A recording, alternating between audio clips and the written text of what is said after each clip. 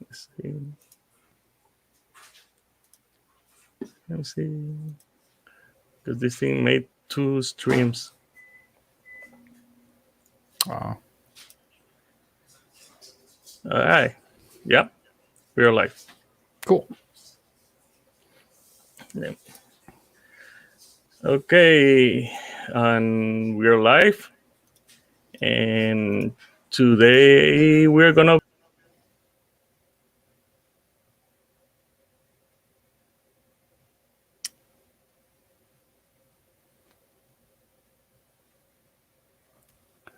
There he is. You're on mute, I think. There we go. Yeah, I was trying to I wasn't sure what to do. No, something happened that my audio went blind, and then it just took the stream down from one page. And I was only seeing you. Like right now, remember the echo I was telling you? Right. I can't hear it now. Well, good. Well, that's good. Yeah, there's no worries. So, yeah, we can plow through. We've had the echo problem before. Yeah, so, the title for this stream is going to be a conversation about tech. Actually, this is going to be the first episode. I was thinking about doing it starting the year. And like right now, you see, here is Sam from Across the Podcast. Is my guest today, and we might get another guest that is going to show up a little bit later. I'm not going to say the name of it, so it's going to be a surprise when he shows up. But yeah, this is going to be a conversation about tech and knowing the content creators behind their own channels, their own podcasts. Like Sam has Across the Podcast with Sam and Matt Tyler. He's not been able to join us today. And usually at this time, we are on Across the Podcast. We are seeing the podcast from Sam and Matt, but they had to cancel for whatever reason they have. And so I decided just to go live and do the same, just to fill up that little space that they always fill on the Sundays afternoon here in the US, and in the UK it's like really late at night. So just hey Sam, actually thanks for joining me today. Oh, you're welcome, sir. My pleasure. And I guess some people would like to know how Sam started with the tech. How it's like this is my turn to ask you, like you asked me. The tables have turned, sir. Oh, okay. So I'm on the hot seat. Okay, so how did my tech start? Well, I was born in 1975, so my tech started really early. Actually, my first video game console back then was a Vextrex, so you can go ahead and look it up. It was like a TV vector graphics kind of thing, and it had a little controller that flipped down, and it had cartridges, and it was pretty rudimentary. I think I got it when I was like 4 or 5 years old. It was actually bought for a cousin of mine, and he never played it, so I just kind of stuck at my house. So played that, and then had an Intellivision. So it started with video games, really. You have to understand, like in the mid-70s, late 70s, there wasn't the internet, right? There wasn't any kind of TikTok and all that kind of stuff. Actually, as a matter of fact, my first phone when I was a little kid was a party line. So it was a bunch of people on the same phone line. So there may be every 5 people on your street all are on the same line. So if you'd pick up the phone and make a phone call, you'd already hear somebody talking. Yeah, there'd be people talking. So it was like Clubhouse, right? So you'd have to wait. And so when I was a little kid, and we also had rotary phones, right? So you'd dial. Actually, we thought we were hot stuff when we got a touch button phone. Yeah, and then of course, the only way you could get privacy was to have the 45-foot long cord, right? So my mom bought an extra long cord. You can kind of go into a closet, all the way up to the room, and shut a door. Yeah, that's privacy back in the early 80s, right? So, and that was really it. I really just played video games. That was pretty much my mom didn't have a home computer, so my buddy up the street had an old 486. I think I'm pretty sure it was a Gateway. I couldn't remember. So that's why I never really got into PC gaming. I didn't have access to a PC in my between 5 and 15 years old. And then when I got older, obviously the internet. My first actual touch to the internet was my buddy went to Mizzou, University of Missouri, Columbia, and he was in a hall, and right next to his dorm room was like a computer lab. And this was the days before like the worldwide, like URLs. So it was like you had to know the IP addresses of everything. It was like Netscape. So it was real rudimentary. And it was cool because it was right like next door to his dorm. So I would just get up and he'd be out doing whatever studying, and I was just hanging out. Then I would just walk around to the room and just kind of play on the computer. And that was my first exposure to like the internet, really. As it were. Yeah. And then just as those things going on in the mid 90s, late 90s, then my first actual smartphone. Actually, when I was at my police department, we had the Nokia's little Nextel, Yep. Yeah, it's really, really great tool. Not so much of a great tool because it used to be on my duty belt, right in front of my mag pouch. So it was like right, just press by itself. Yeah, well, the problem is that, and then also you couldn't filter out when somebody was talking to you. They would just talk, right? It was like a walkie-talkie. So the problem is when I would make contact with a motorist, it was right in their ear. Like my waist was right in their ear hole. So people would go in there, go, and they make some kind of like, hey, what are you doing right now? Are you stopping a car? Are you writing a ticket? And they're like, and of course, then the person would look at me and I go, yeah, well, sorry, that's a little awkward, right? You can go. Bye. I just let them go, right? Because it was just embarrassing at that point. So that was my first like phone, and it was just a simple flip phone. T9 dialing, right? Yeah, T9 texting. Back in the day, those radios were analog. So the connection, anybody with a scanner could hear the conversation and actually talk back if they actually had a radio with the frequency. So everybody could hear. Yes. Right. Wasn't exactly a real secure way of doing things, right? So, it was a great feature, but that was my first like cellular phone. Yeah. Then we had another variation that when they got rid of the Nextels, and then my first actual smartphone was a Galaxy S3. I went up to AT&T and got an account and got the Galaxy S3, and I had it for about 3 months. I just hated it. I couldn't stand it. It was just cheap and slow, and I was like, this is okay, but and then I had a buddy who had the HTC One M7, and I saw that phone. I was like holding his phone and my phone. It was like peasant phone versus like this. It was like they were not even close, like night and day build quality, night and day features. Yeah, speaker had boom sound speakers. It was like, this phone is awesome. So I immediately went and paid the whatever fee it was, and then got the M7. So that was my first, and that was it. And then there was just years of that, and then got an iPhone and learned how to jailbreak that, and then learned how to root phones and jailbroke all those years of iOS 4 and 5 and 6 and all that. Yeah, you used to put CD on the phones and yeah, I used to have and all sorts of different features, and that was kind of my first foray into smartphones. And then and always having a console, so that was it. So I really didn't get into PC gaming really until I got World of Warcraft back. I think it was 2004 was when I started playing. We got Air GT. Yeah. Cool. Welcome, sir. So that was it. And then, so I had a little bit of PC gaming-ish, but then it was mostly console gaming, and then that was my phone. So that was how Sam got into tech that took only about, luckily, 4 minutes, so that wasn't too bad. But, it's, back in the day, I was actually, I think it was on Tuesday or Wednesday, I was at work, and I was kind of giving a history class on cell phones and pagers and... Oh, the pager. I forgot about that. I did have a pager. I forgot all about that thing. Yeah, like one of my first phones was a Qualcomm phone. When Qualcomm used to make phones, not only chips. Right. And that was back in 1997, 1998. Wow. And that was my first phone. But before that, I used to only have pagers like in 95, 94. And my first time sitting behind a computer was in 1987. Wow. But not much farther. Like I said, I was in 90, I think it was 94, 5-ish. So yeah, right around that time. That was my first real access to a computer. I was at that in 1987, I was only 10, and my mom had to come to the US, and we lived on the Bronx, and I used to go to a school down there in the Bronx, and they had computers. And they used to give you typing classes and do essays and assignments only. There was no internet. It was only in class you have to put the floppy disk inside, do your assignment, save it on the floppy, take it out, and then the next day put the floppy again in. Wow. So, yeah, that's cool.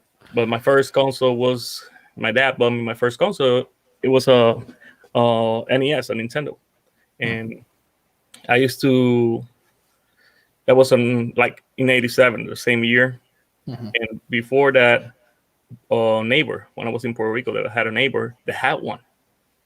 Wow. And Cool. I used to scatter out of the house and go to the neighbor's window and see him. And it was watching, hey, Joe is in the house too. Hey, Joe. So I used to just watch him play through the window. Sometimes I used to go inside the house, and then my mom was screaming like, "Hey, where are you?" Yeah, Looking for me all over the place.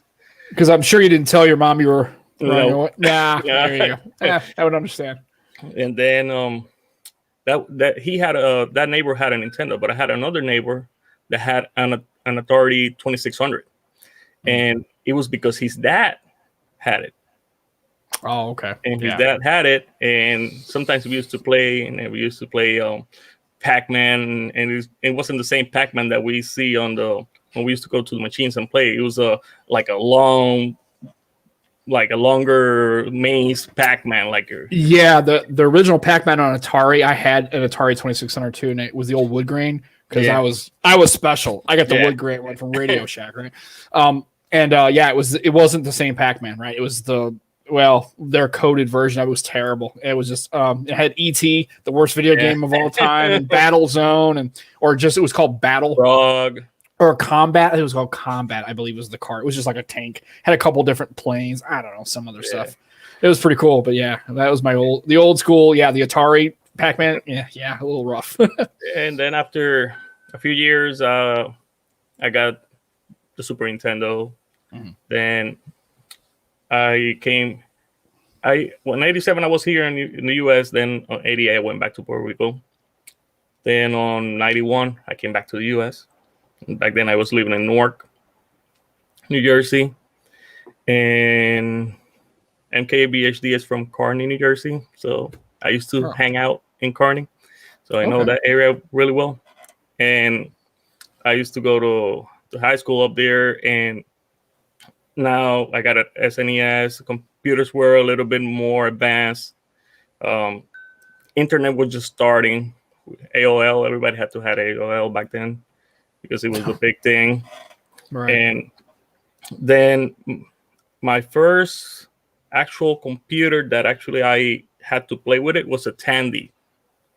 Oh wow, yeah, I And the forgot Tandy about Tandy. computer used to be sell on Radio Shack. Yeah, I remember too. Radio Shack when I was a kid, man, that was like the jam. If you were a tech kind of guy or like tech any kind, that was like the place to go, right? I used to have Radio Shack. I wish they was still around. I love that place.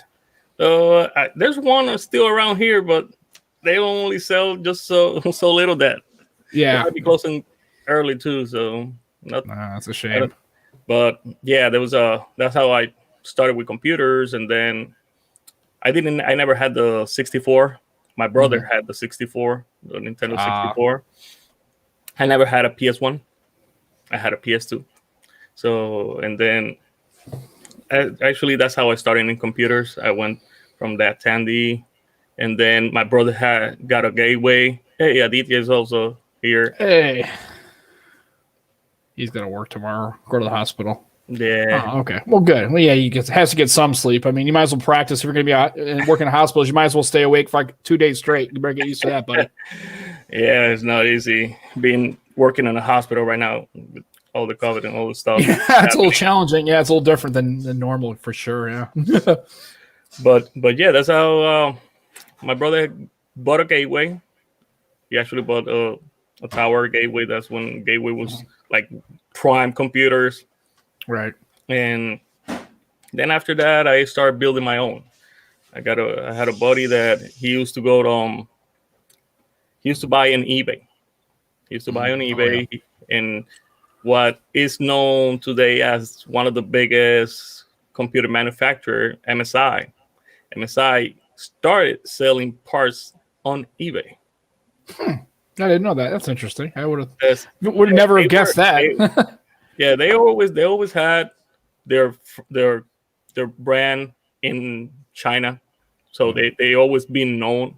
But the way they got into the U.S. market little by little, and then they just literally came into the U.S. and all the Canada and all the stuff was like that. You couldn't just go to Radio Shack or any computer parts store and buy an MSI motherboard. So we used to go to eBay, order a motherboard, and get it because we wanted to use it. MSI was cheap. MSI motherboard back then used to cost like $60. Oh, it's not bad. Yeah, I remember buying one motherboard in my life. It was from Asus, and I don't think it was $60. It was a little bit more than that, but I didn't even know MSI existed. That was just me replacing a computer that broke because I thought I was cool. It didn't work out as well as I anticipated. I was not very good at doing that at all. That was pretty much a waste of money. But yeah, my buddy, he was in like computers, like repairing computers, building computers. So he used to buy everything through eBay, but everything brand new. But little by little, I went into like the Intel Pentiums and then Core to dual core CPU, quad core CPU, and that's how progressively I got more and more and more into the computers. I got really good at computers, so like. And not so much me, and not hardware. Software, I'm okay. Hardware, that I know of things like how things, but that was hard back then, wasn't it? I mean, because you had to worry about drivers and compatibility. It wasn't as easy. It seemed like to buy things that all work together, right? Was it a little harder? I guess back then it was trying to make sure it had the right driver, and this didn't work, and then this different form factor. It was probably a little harder years ago to build a computer. Yeah, when I started on Windows 3.1, I think it was, and then it came Windows 95, and then it came Windows 98, and then Windows XP, and then Microsoft had failures and failures and failures, because then after XP they throw Windows Millennium, and then the other one was they threw two systems back to back, and they were both failure. And then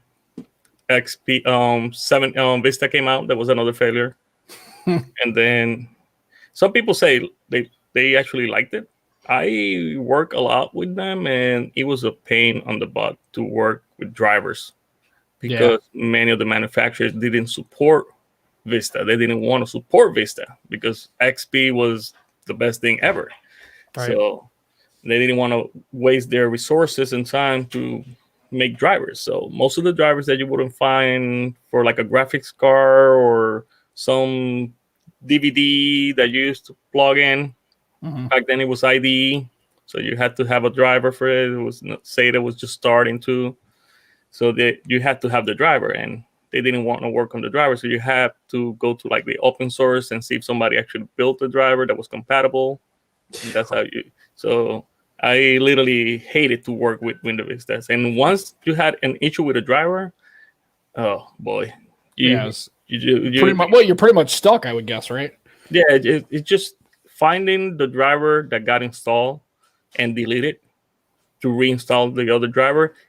You have to go through the registry. You have to go to where the driver is located in the folders, and you literally have to make it disappear from the computer, because every time it find the driver and you rebooted the computer, it would just reinstall the driver.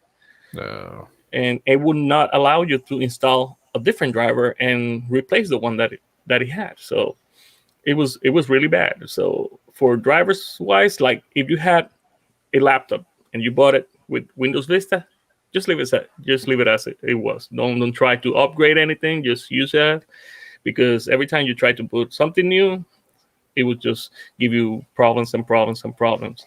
Just like buying an iMac back in the day, right? Once you buy it, just leave it. Don't touch it. Just leave it as it is, and don't try to upgrade or do anything, because it was just problems. One back from another one, and then you replace that driver, and that driver just makes this other driver not work correctly. And most of the times when I used to give I used to go and repair somebody's computer at a company or something, and first thing I see is Vista. I'm like, you have something to save from the drive, because I'm just gonna put a default. I'm just gonna reset it. Just gonna erase it and put it back the way it was, because I'm not gonna waste my time trying to put a driver, and it's not gonna work because the printer's not gonna work. This is not gonna work. So, and then, well, Windows 7 was the savior. Yay. Uh, And there was much rejoicing. Yay. Windows 7 came out, was the savior, and actually nowadays, and a lot of people don't know that Windows XP is still in some of the big manufacturers. They still use XP. So does the Department of Defense. Yeah, Matter of fact, they have a specific, I don't know, I think it's the Navy. A lot of their weapon systems and missile guidance systems still run on XP. And so they had to contact Microsoft and actually they're paying Microsoft to continue to patch system patches for security patches for XP because the Navy can't they can't spend the money to undo all their systems. I think that a lot of their stuff is still on XP. Matter of fact, the other day I have Windows 10 on my computer at work, and we all do. And we have Teams and all that kind of crap, right? Because that's where we work. I came down and I looked at my wife's computer. And I always noticed it was old. Like the software was really old. It's running Windows Server 2008. That's my wife's work computer is running that. I was like, holy cow, man. I can't believe it. It looked old as dog snot. I'm like, man, I feel bad because it's like, man, imagine I couldn't do my work on such a thing. It's just so slow and cumbersome and it's terrible. So, yeah, Didier is leaving because he has to work, so he's all sleepy. So, all right, get some sleep, Aditya. We'll see you later, sir. Thanks for showing up. So that's how progressively Windows are getting better and better. Actually, the transition from Windows 7 to Windows 8, I was in the service when everything was transitioning in the Department of Defense. They were upgrading Windows 7 computers to Windows 8, and it was just Windows 7 was out almost for 3 years before the Department of Defense changed the computers to Windows 8. Actually, Windows 8 was like 3 years out when they decided to switch from Windows 7 to Windows 8. That's how long the Department of Defense takes to check for every single bug that is in the software, make sure that it works for the federal government. Right. But yeah, it's everything is changing. Like I took a picture. It's in Twitter somewhere. On my job, we use Samsung phones. That's the way we connect to the tractors and send the information to the DMV and everything. So that their software is Windows Phone. They still use Windows Mobile on their system. That's awesome. And the Samsung. So do I. And it's a Galaxy. It's a Galaxy S8 that they use on the phone. But I was surprised that one day I went to reboot one of them on the, we call it the Ibis. So I went to reboot it, and suddenly I see that the Windows Mobile logo going around. And I'm like so company with so many $1 million and they're still working on Windows mobile phones that is being out for like probably the last 15 years. Yeah, it's been a long time. I think it officially went out of service. I think at the end of 2019, I believe, is the last. December 19 is when they officially the last service pack or update. And so I've got my 950 and I have a 1520 that both have the same whatever update it is.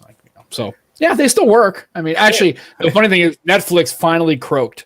And it's not that the app doesn't work. I guess Netflix shut off the connection to the servers. So if you have a Windows phone and you try to run Netflix, it says it can't connect. So the one last thing is like, oh man, that sucks because I could almost get away with it, but that's okay. So actually, I still use them.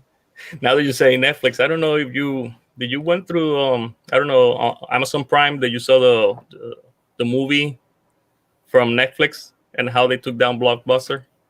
No, I haven't. Yeah. Here's a funny thing. This is my wife and I were having this. I don't watch a lot of television, like shows and stuff. I don't. So I saw the thing there was something with Nicolas Cage about the history of the world, the F word or something. I was like, oh, there's got to be 1,000 shows on TV that I could probably get into. I just don't watch a lot of TV. I don't know why. I guess I'm just busy. It's okay. Yeah, I was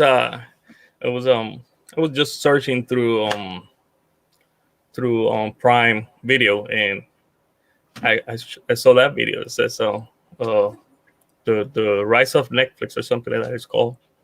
So, and they show it actually. They have the co-founder, and everybody's talking on their history and how Netflix became to be, and how Blockbuster decided not to be the next Netflix because their vision from their CEO was different.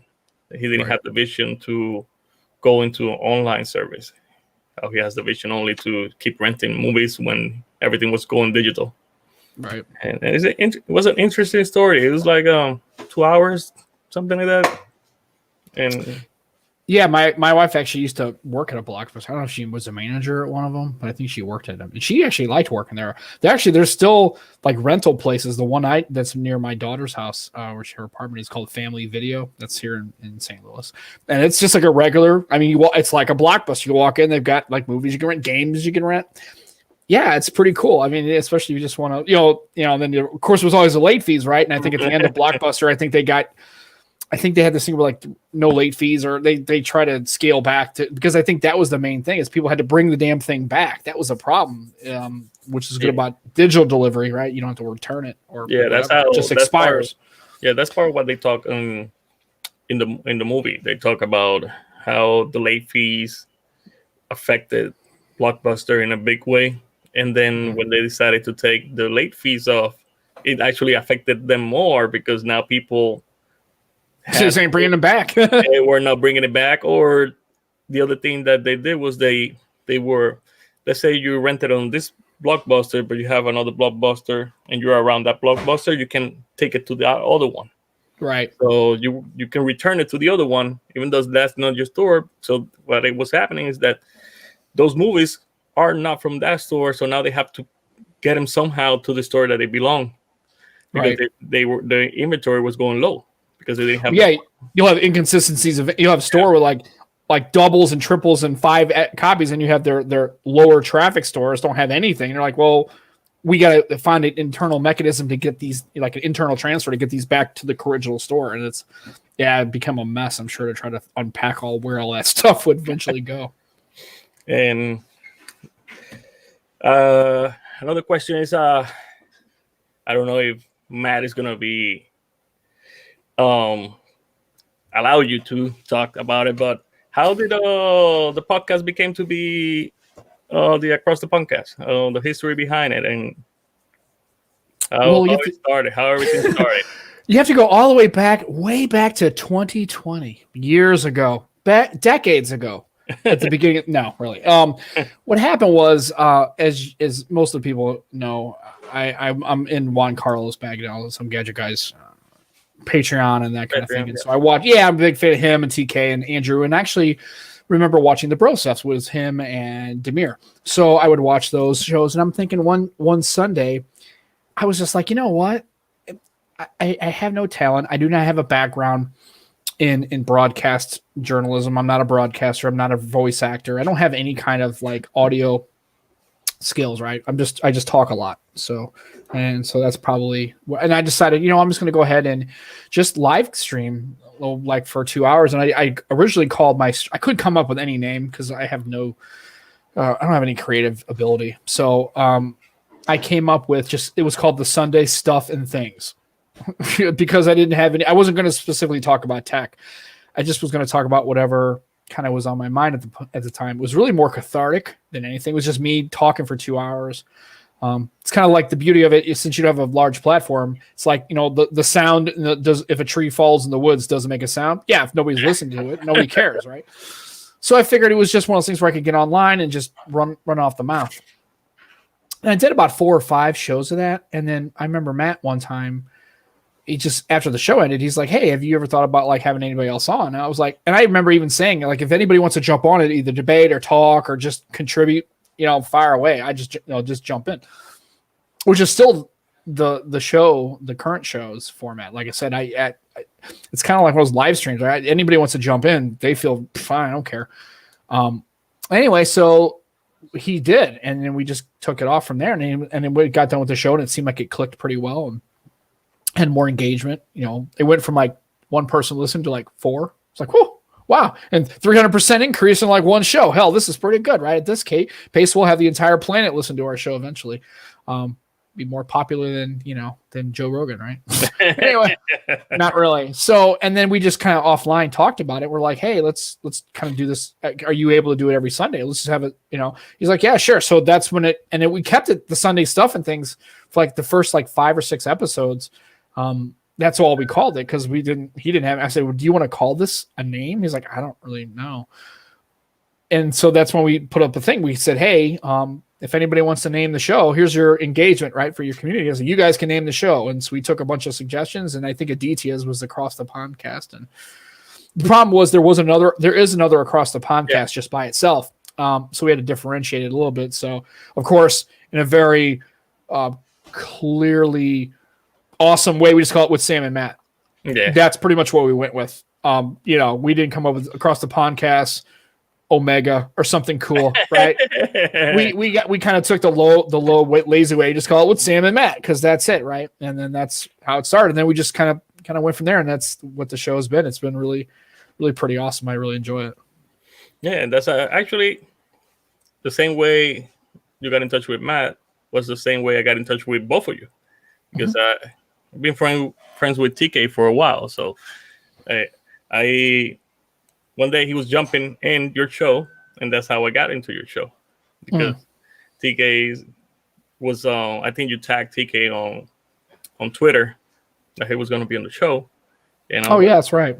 And I jumped into the show, and that's how the first time I jumped in your show, and then after that I've been behind the show for a bit.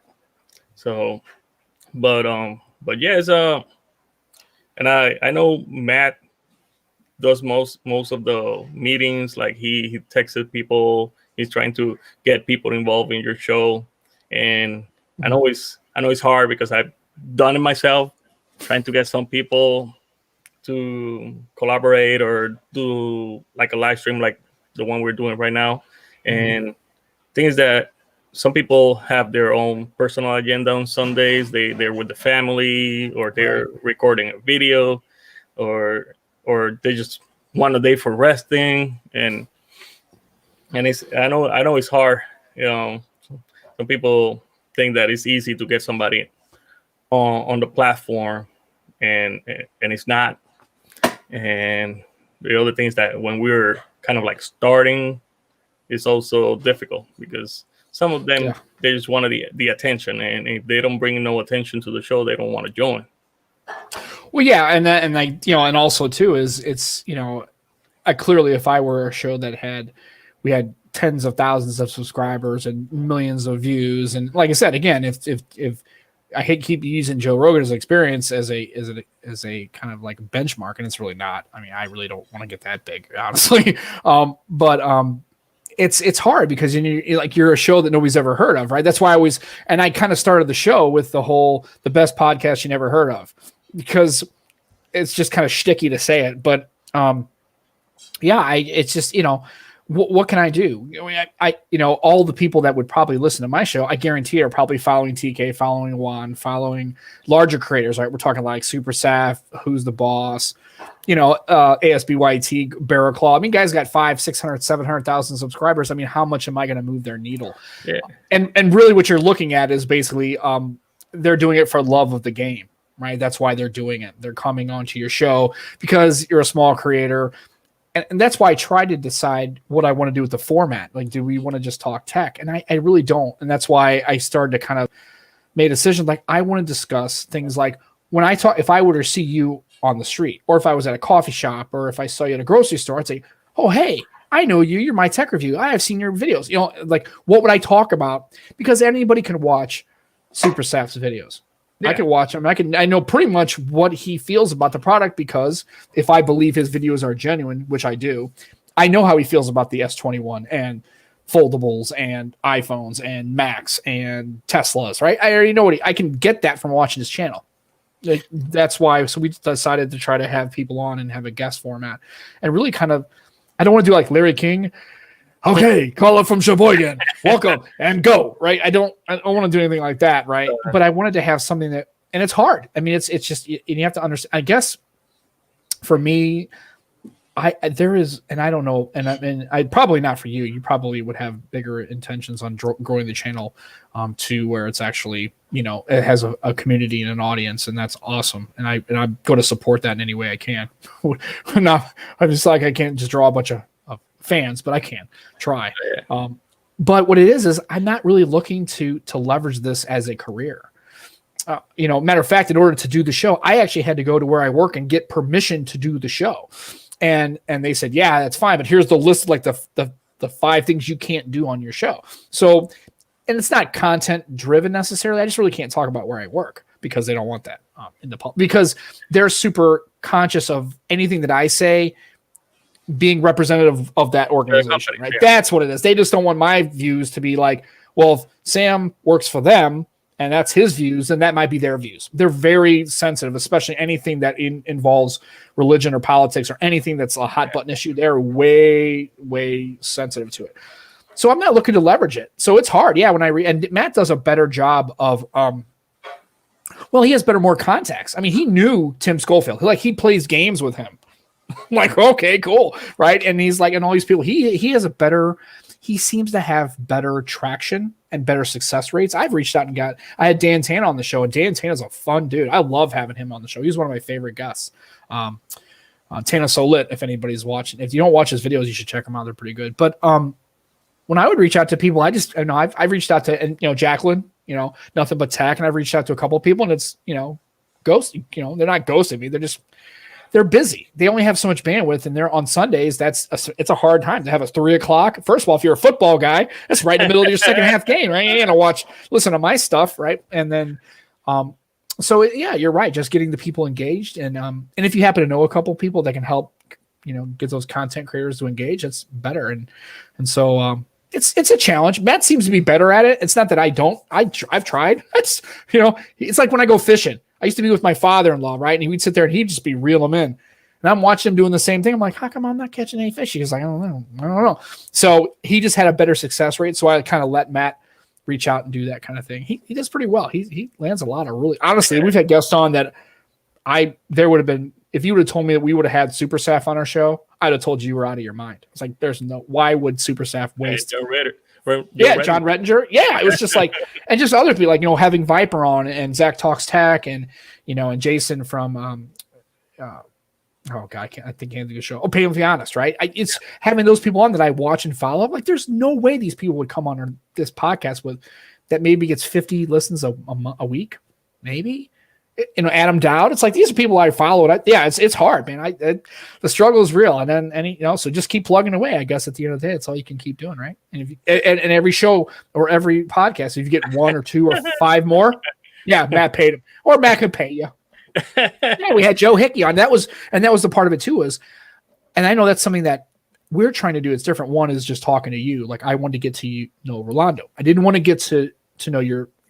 I obviously was interested in your tech opinions, but I'm going to follow your channel, and I'm going to hear those eventually, organically as you get to a phone and review a phone, right? I'm going to know all that stuff. Those are things where I wanted to. I think that's a missing component in the tech space. I don't think people really get to know who the Terry Warfields are or who the Vipers are, right? I want to get to know them. Like I want to talk to them. Plus, that's all they do. Can you imagine how boring it would be to get on? Oh, great, another show to talk about what I feel about the iPhone. Well, what gain does that have for them? I'm trying to give them a little bit of a chance to talk about the personal side of because at the end of the day, they're humans. Marquez is popular. He's met the president, but Marquez has the same problems you have, right?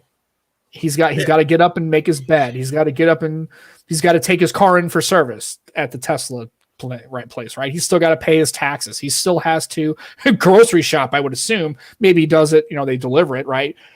But then it gets to a point where you get to be so popular. Like, do people recognize Marquez when he walks in the street? Is he to that point? I would think he's getting to that point where, like, if you were walking, like if you were in the Bronx or if you were in New York and you were walking down the street, you'd recognize him like this, right? Is he at that point? He's been in the spotlight for a bit. Last year he was in Forbes 30, so he's like on the top 30 under 30, right? So he made on the magazine. He's in the front page of the magazine, and Also, Wall Street Journal did on him. Washington Post did on him. They about talking about tech and about who is Marquez Brownlee. And I'm going to tell you a super secret about something you probably didn't know. I actually got contacted by the writer for that Washington Post bit. I actually was interviewed about that. I'm not kidding you. This is exactly what happened, and I'll tell you what happened. His name was Teddy Amon. So I get it. I commented on one of his YouTube videos, one of Marquez's. I don't remember. I didn't comment very often. All of a sudden, I get this email from this Teddy Amon guy. I'm like, hey, I'm doing a write up about Marquez Brownlee and his tech community. I want to talk to you about it. I'm like, yeah, right. Go. Yeah, right. Sure. Whatever, dude. So he's like, no, if you don't believe me, here's my stuff. Look it up. And sure enough, he was legit. And I actually spent like an hour and a half on a phone interview with this guy. And he said, don't feel bad if I don't mention you in the piece. I'm like, why the hell would you mention me in the piece? Like, who the hell? I'm just some dude. Like, I'm nobody, right? This is before the podcast, right? So that Washington Post article, and if you go back, and I'm pretty sure, I don't think he had any other kind of credit to that, but I'm pretty sure he was the only writer on that article. And so I actually was interviewed, and I don't know how much of it he used, as source material, but yeah, I was actually, so I knew about that Washington Post article. He actually made me agree I didn't have to sign an NDA or nothing. He basically said, hey, can you do me a favor and don't mention, on my Twitter feed with 12 people that nobody reads my crap anyway. No, I promise. My lips are sealed, dude. So it was cool. Yeah, I know Marquez is getting a lot more, he's starting to cross over, right? He's starting to become known to non-tech reviewer people. Yeah, he's outside. He's starting to transcend, like lose in that space and a couple other people. So, more power to him. I mean, it's cool. But I think, I think that there's some challenges there, right? As you get to be famous and as you get to grow, you're going to get a lot more criticism. And also you have to continuously grow, right? Yeah, you have to continue to organically change. And so at what point does it become manufactured versus just the way it goes? So it's interesting. Yeah, right? And he's reviewing tech is not easy because everybody have their own opinion. And people are pissy about it. Woo! Yeah. People get crabby about it. God, it's just like literally not even alive, right? It's just hard. Okay. Yeah, it's like people are like Juan Carlos has his own opinion about the S21. I know that other creators have their own opinion, and I get what Juan says about some people being favorism at a company like Apple or Samsung, and it's understandable because it's their job. The problem is when they pass that line between being objective and force people to think that they love the phone just because Samsung wants them to tell them that the phone is good. Right. And that's when people have to realize that you have to see when they are not becoming objective on what they're saying. Because I've been reached out by companies that want me to talk everything good about their product, and I said, no, I can't. I can talk everything that is good, what you want me to highlight about your product, but if it's something wrong, I'm going to say it too. I don't want my viewers to think that everything is good and nothing is bad, because that's not how it works. There's always flaws and gaps where they have to be filled with something, improve in some areas on the product. So I have to say it. It can't just be, yeah, it's good, buy it, because that's not how it works. Right. And I see Major Ben says, I have the current C Fold 2. Do you think we'll get some more features from the S21 or C Fold 3? On the C Fold 3. I think that the C Fold 3 gonna get better features than actually the S21.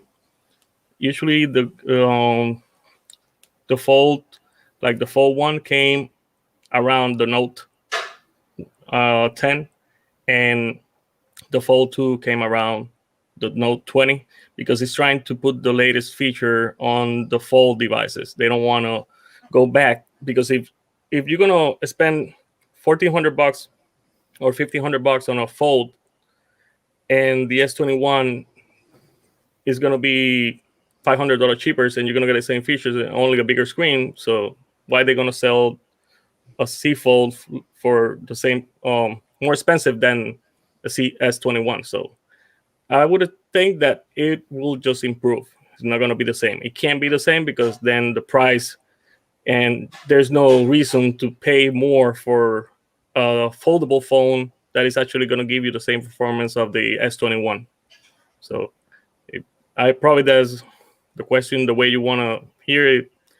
I think the C Fold 3 is going to be better than the S21 in a sense that it might have probably same cameras, but better system, better software, better processor, better screen, because the C Fold phones are being getting better as the year progresses. Like I saw the Fold 1, I saw the Fold 2, and it's a big difference from each other. And the same with the regular phones, S20, S21. Right now, if you own that, my opinion, if you own a Note 20 or S20, there's no reason to upgrade for an S21. That's my opinion.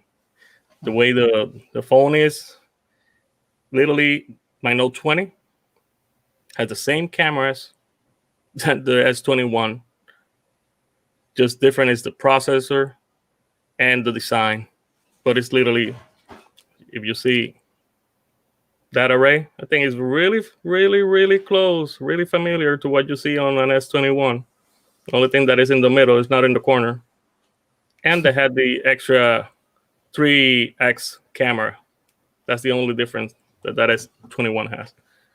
But I'm going to try to get my hands on the S21 itself and just take a look at it. But so far, I don't think that is worth to buy an S21 unless you're coming from like a Note 10 and not even.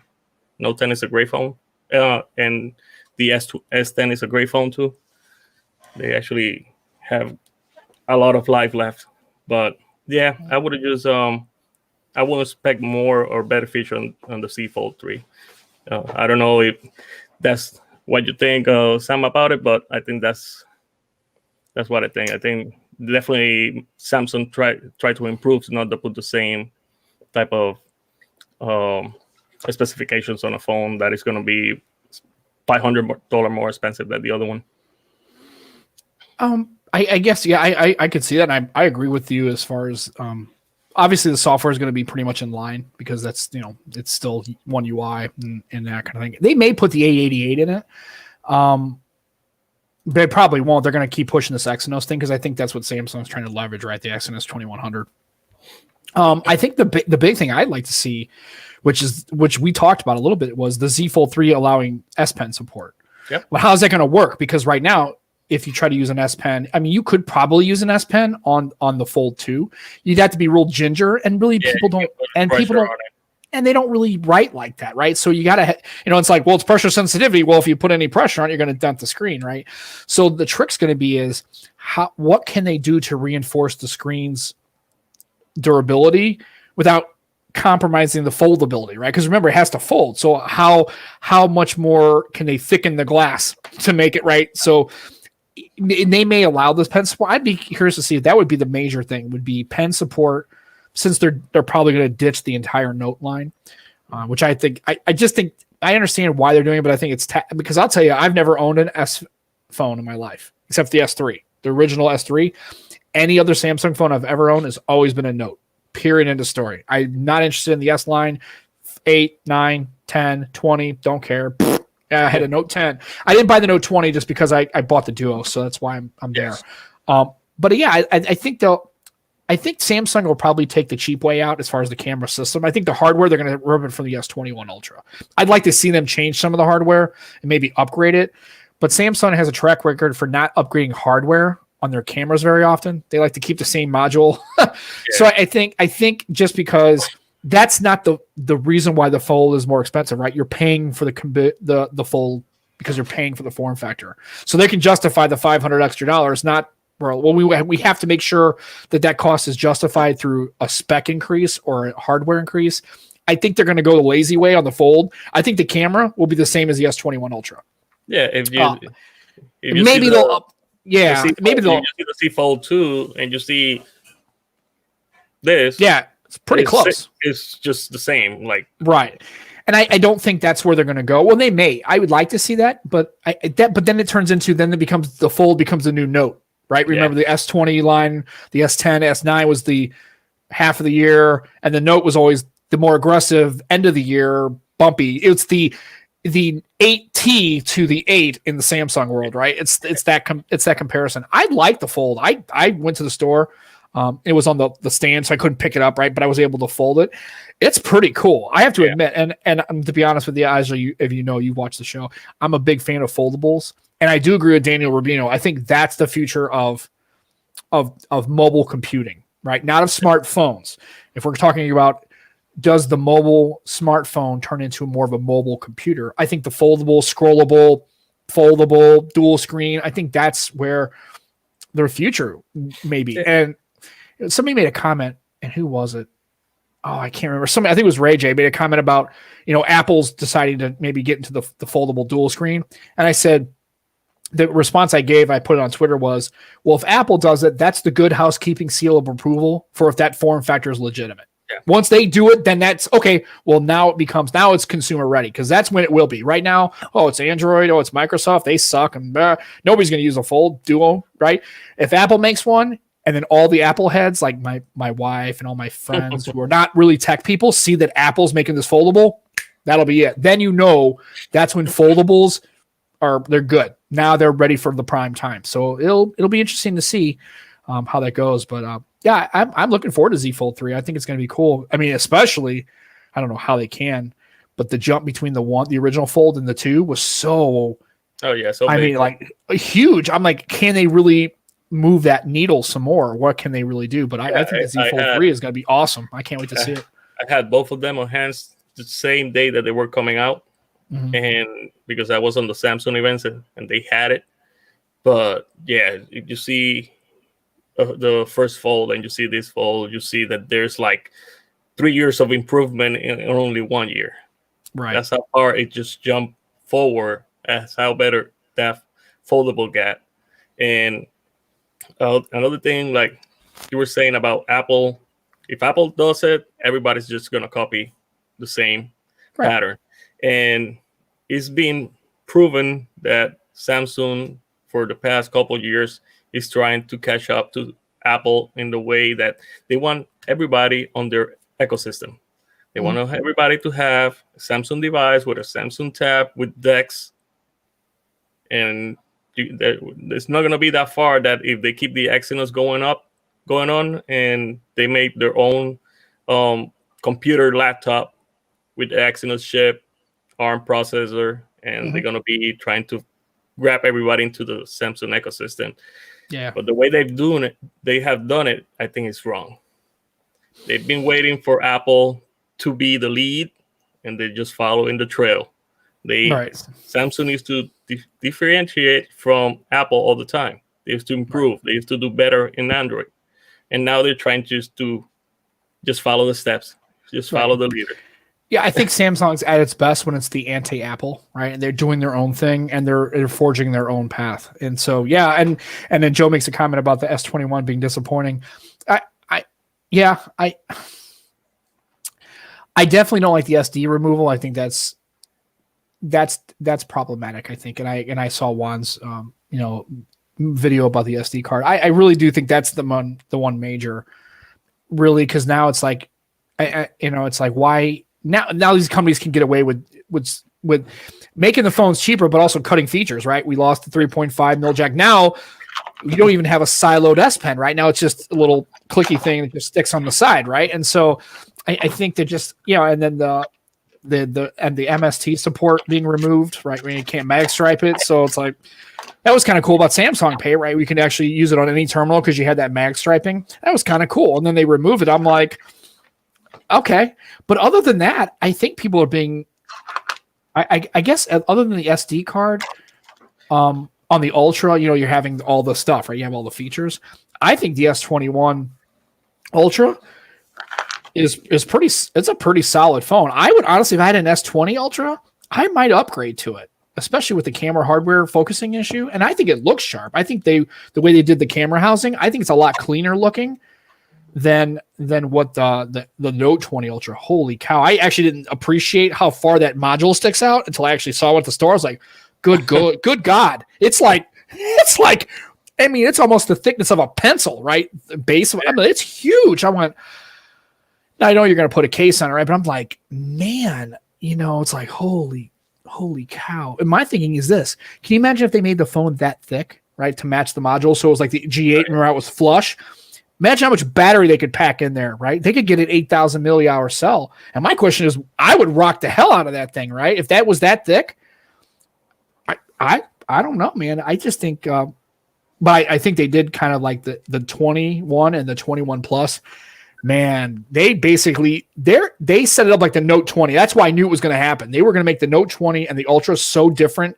Like, why would anybody on launch day buy a Note 20? It was just so much like the price comparison, what you're going to save versus the feature set and the build quality between the Note 20 and the Ultra. It's not even close. I can't imagine anybody in their right mind would buy a Note 20. If you're looking at both phones at a store, day one to upgrade, did anybody actually pick up a Note 20? Anybody? I don't think anybody did. That's why the sales are. And I think with the S21, I think Samsung's like, we want to make sure that we push as many people to the Ultra as possible. Yeah, that's been their idea for a while with the S line and the Note line. Mm-hmm. Every time, like, definitely, if you like me, I have a Note 20 Ultra. If you see this phone, you will think that it's going to be better, and it's actually just a little bit improved than the Note 20. But if you had an S20 Ultra and you see the S21 Ultra, you see like, oh, there's a big difference. The camera is better, sensors are better, so they're going to try to push you to get to the Ultra, because the S21 it's not worth it unless you're coming from way behind S9, like S8 or S9, yeah, for sure. So, but yeah, it's that's the boundary that Samsung is going through. They are trying to push everybody to get the most expensive phone because they get the most features, even though they're taking features off. Because right now, they mock Apple for the charger, they took it off. The micro SD, they took that off. They took don't forget the headphone jack. They get in trouble about that too. Yeah, the headphone jack. Okay. You'd think if the first couple times you stepped on it, you'd kind of like, maybe we shouldn't give them shit about the charger, right? And they did, and it's like, man, how many times are you guys going to step on your own cheese, man? It's like, come on. Yeah, it's just, I don't like that. That's the part about this that bothers me is the S21 and 21 Plus and the way different spec sheet. I mean, I know you're saving some money, but yeah, and the thing is that they remove all that. They remove the headphones, the AKG headphones that they used to bring, and now that they remove the micro SD, they don't even give you the OTG adapter so you can plug in a USB drive from the USB port and transfer your data. Not even that. The Note 10 was the last one that brought the OTG adapter and the headphones. Well, here's a funny thing. I've got 3 of those OTG adapters, by the way. Yeah, because so they sit in the drawer. I don't even use them because I had them when I got with my Note 9. I got with my Note 10, and then I don't know where I got the third one from. But yeah, it's one of those things where I was like, holy cow. We got somebody that is gonna join. Holy cow! They'll let anybody in this place. I know. Oh gosh. My god. What's up, sir? Gentlemen?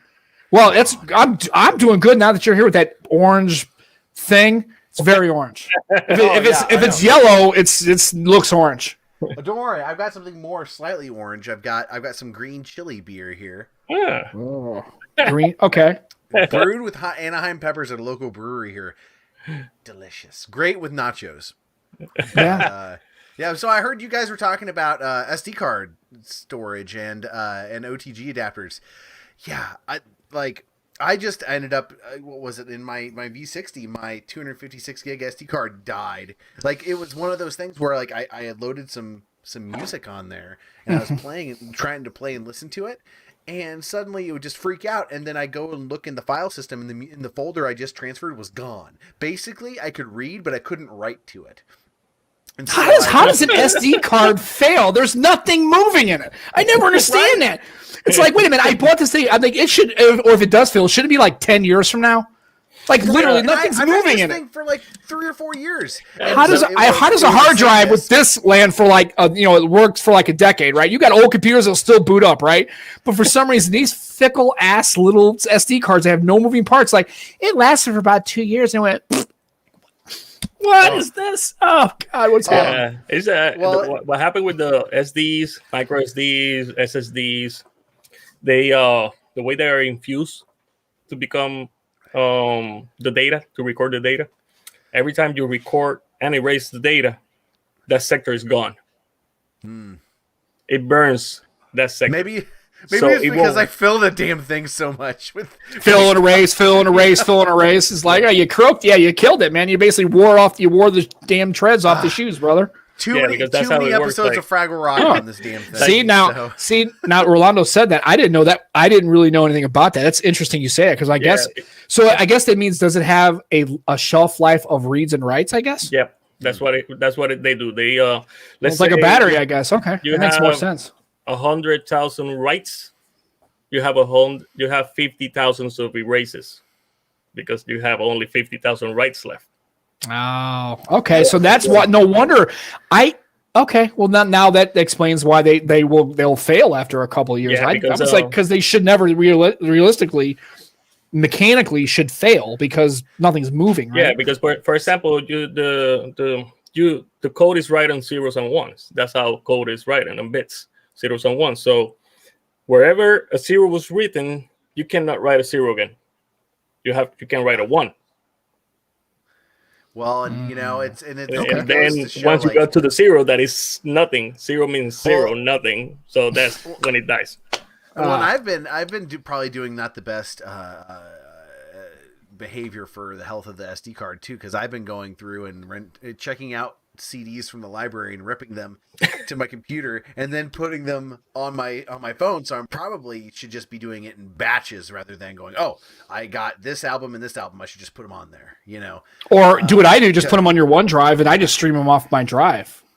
Well, it's like I do it with Plex. I do that kind of with Plex, Okay. but the problem with that is I've been traveling so much and I take my desktop with me, and so I'm like, there's been a couple of times where I've been driving, I'm like, okay, let me pull up my Plex amp. Oh, my computer's in my car next to me. Okay,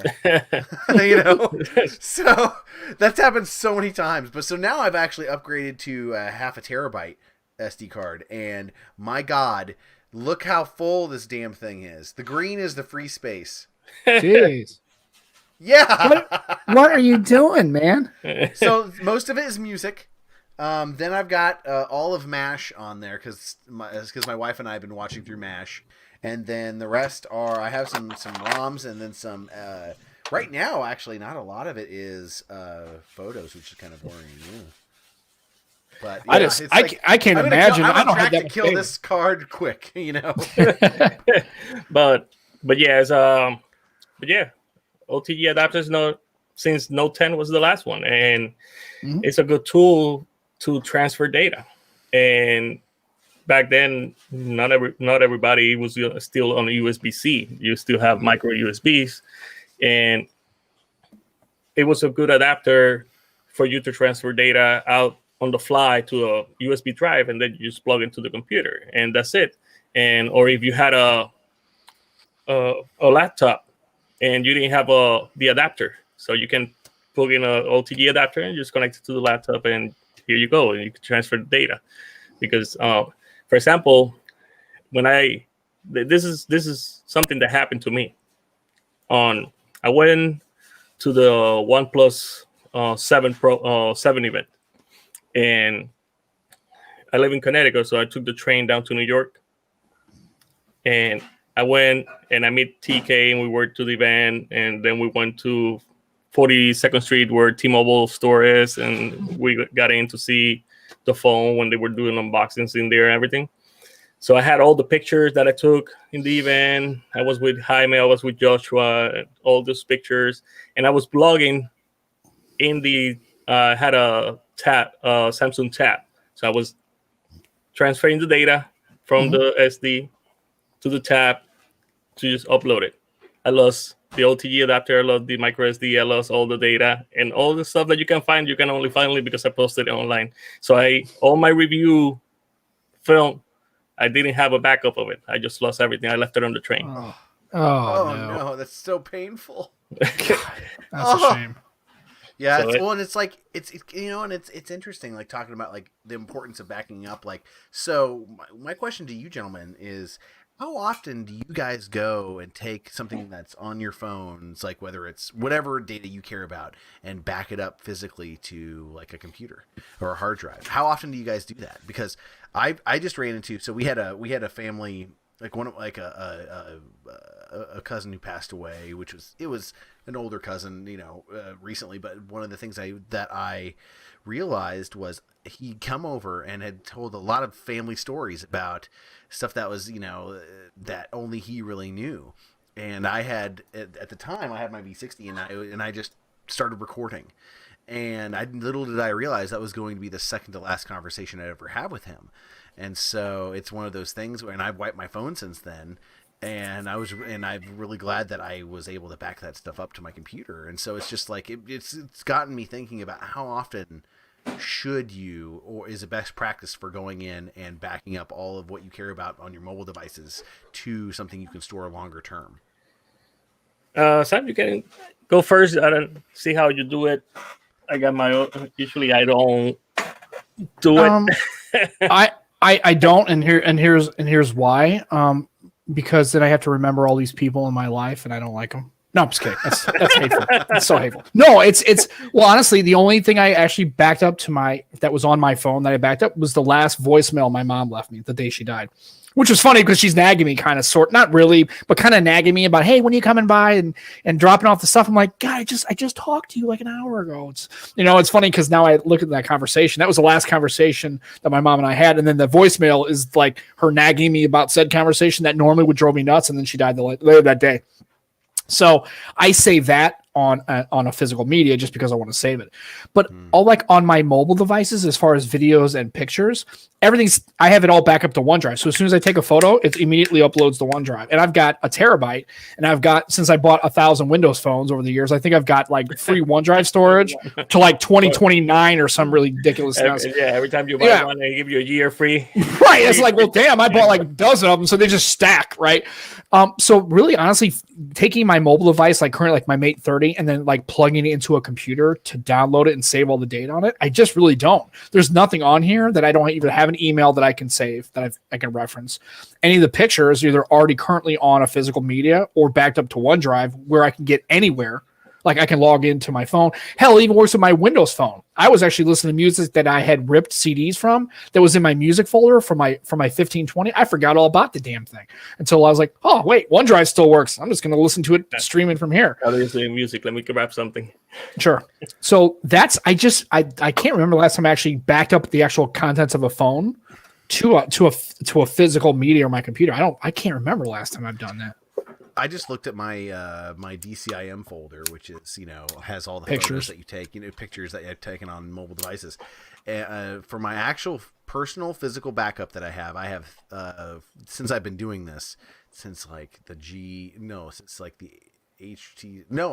my Samsung Droid Charge, I have 357 gigabytes of photos and videos that I've backed up from that, and I'm like, yeah, Jesus. So much. I got my own server, so nice. I got a OnRate server. I don't know if you have heard about the company OnRate. It's OnRate is a free it's a free software, but you can pay a one-time fee for a license, and you can use we were talking earlier, like a 2005 computer and make it a server. That's actually really interesting. That's something I've kind of wanted to do myself. So because have like a tower, it's on open source software, and you can you can have 2 parity drives, 1 cache drive, and 1 storage drive. Like mine right now is. Let me just give you a hint here. Are you able to use to install like the Plex? Yeah, you can use Plex. You can use Docker. You can use everything. Let me just share the screen here really quick so you can actually see. Well, I can go ahead and just get off this show because you just made Andrew happy. I'm just going to sit here and enjoy his happiness. This is my. He just was like, that's the greatest thing I've heard in like the last 20 minutes. Oh yeah, Plex is glorious. But yeah, So this you is see, this is my server, but I got actually a dual server, Xeon server, and actually it only cost me like $200, $250. The dual Xeon with the memories and everything. wow. And yeah, I bought it used, and it's a Dell server. So That's awesome. So so it's like yeah, I have like I've been saving up saving up. I've just been holding on to the parts for my old desktop computer from back when I was in college, back in the mid 2000s. That I've been kind of leaning towards. That's something I kind of need to make into a server, but I need to get hard drives, and I need to convert an old AT computer case, that server tower case, to work with ATX, and yeah. that's basically been my stopping point in keeping So I don't know if you myself see from it doing here, that. but I got 39 terabytes of space Yeah, that's enough usable, space. I think it's and workable. I can work with that. and I That's use awesome. I use only 16.2, and these two are my redundancy drives. So anything happened, my parity drives right here. If one of these disks fail, it just gets emulated from the parity drives. And if That's another nice. one fails, it still gets emulated from the parity drive. You can have up So to two failures. so Orlando, do you hold on to a lot of your extra footage, or do you delete it after you do a video? Yeah, actually, I got somewhere around here. I don't know how much space I got, but here, this folder right here, video editing, it has everything since like 2018. Oh wow, that's nice. At least you can get a lot of good B-roll with that. Because like, what Yeah. was it in the video that in the clip that I made for your video? I found my old B-roll footage from my dual screen case video. I was like, what? Do I have any video of my old desktop before COVID? So, but yeah, and if you see here, Docker, it has Docker container. Oh, So, okay. so you see, I got right here, down here is Plex. I run a Open VPN from it, so I can log in from anywhere. I use Doc DNS, so that keeps my IP track from it, because I don't pay for static IP. I just run it through my DNS. And you see, I got Sonar Radar. All these apps are available from their community apps. Hmm.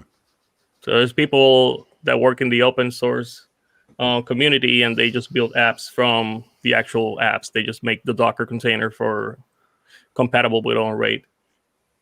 Like That's awesome.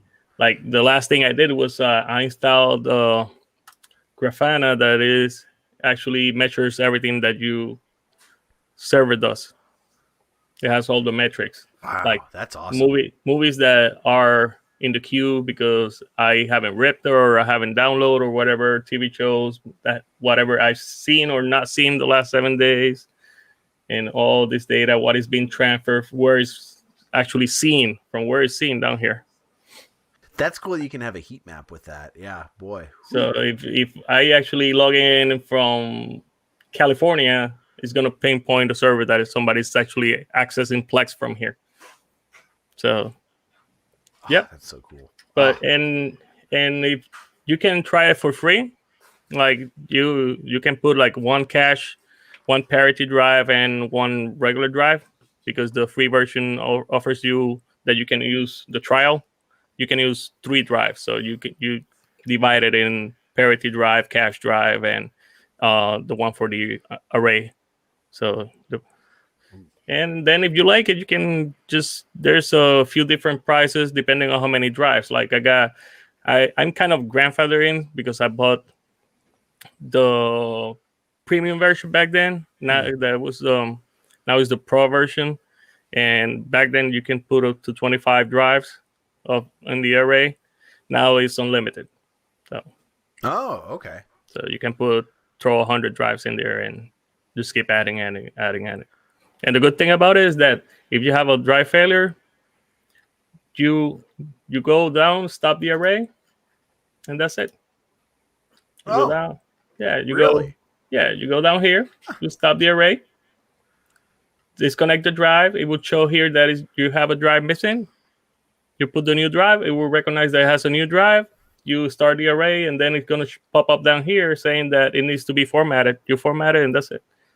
Well, And so then this kind of brings up, like, I think that it is good to, if you have the ability for certain things, especially to buy the DVD or Blu-ray and then save it digitally for yourself. Yeah. So I've been going down to visit my family a lot, and I have a brother who's special needs.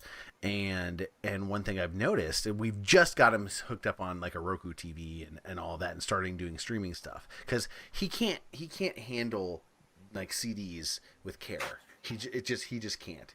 And so they keep having to buy him replacement DVDs. And so one thing I've ended up doing was we set up on my mother's computer, which is on the same network. We got I set up Plex, and so we've set up like movies and TV that he might want, and so I've set up Plex on his Roku TV because he's proficient with the remote, and so I've got that set up, and he can actually watch, you know, like Ghostbusters 2 and whatever, you know, even if it's not on streaming. And I did that with Fraggle Rock, for example, because it was just, you know, because a lot of times it's hard to find, and I've been doing that with Indiana Jones. I found I had to do with because Disney Plus had Indiana Jones, the 3 film or the 4 films on there for a while, and then they just cut it. Yeah. And it's not available anymore. And my brother's not going to tell me that that's what he wants to watch, and he's frustrated. So you kind of have to look at it and see, but it's one of those things where I think there's a big benefit to digitizing. And Plex you can access it from anywhere. And if you buy, I don't know if you got the license for unlimited, so you can actually watch even TV on it. You can see TV shows that are live at the moment too.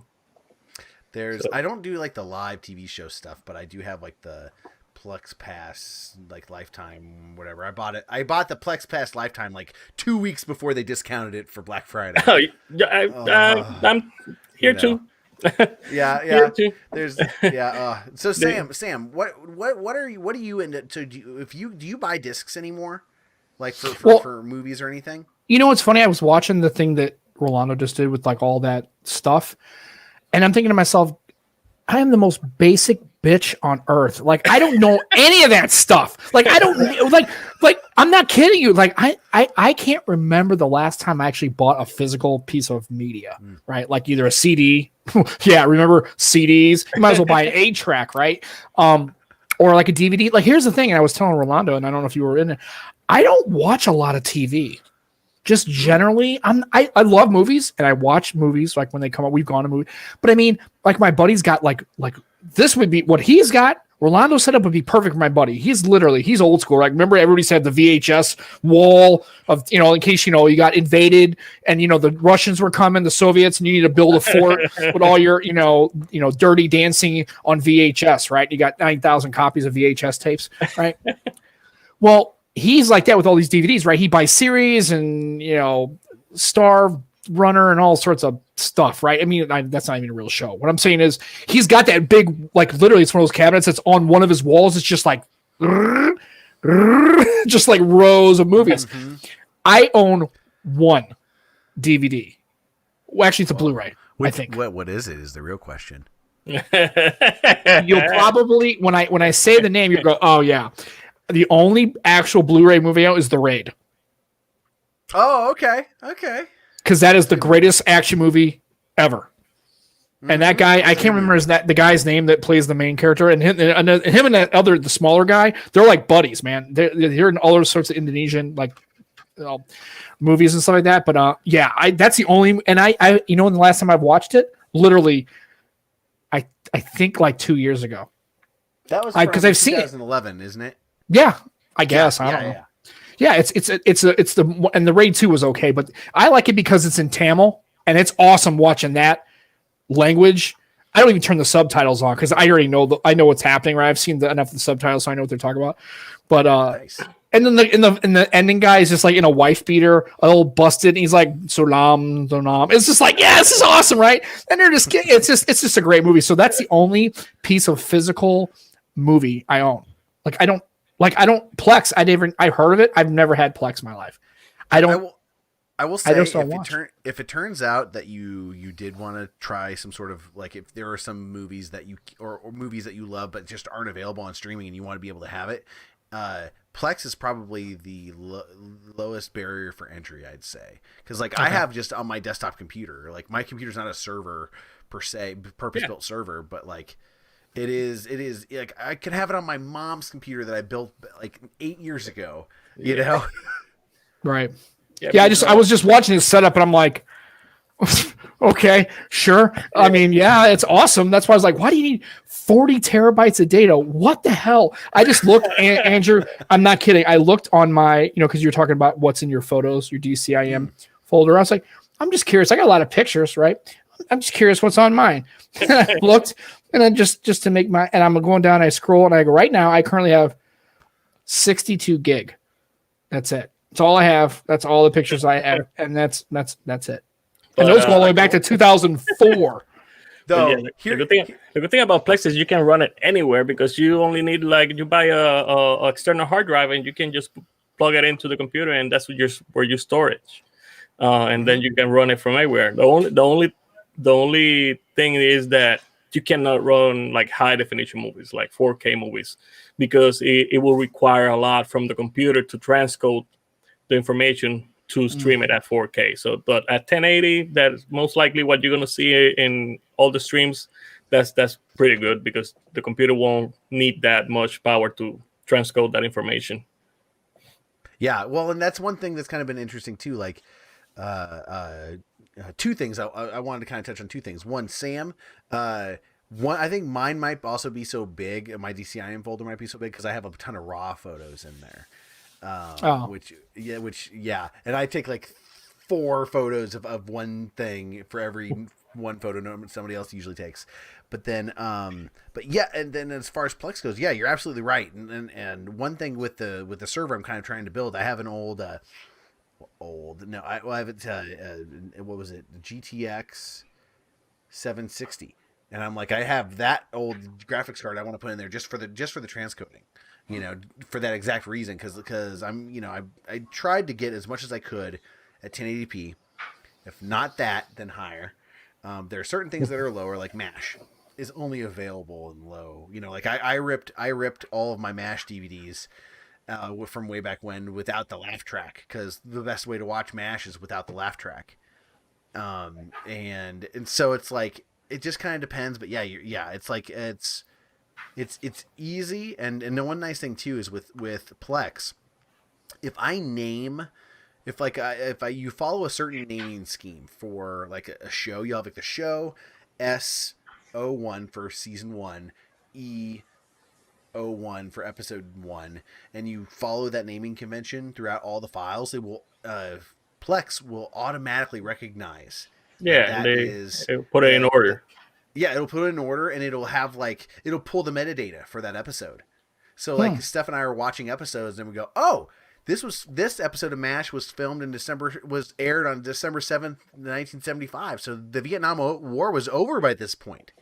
So that's one thing that's really nice about Plex is it does a lot of that work for you. Yeah, it grabs the metadata from the movie database, from IMDb. It searched for the name and the metadata that is recorded in the software itself, and it just matches it up online. And all right, this is episode whatever, and you just put it in a folder, and now you got 3 different seasons of one TV show.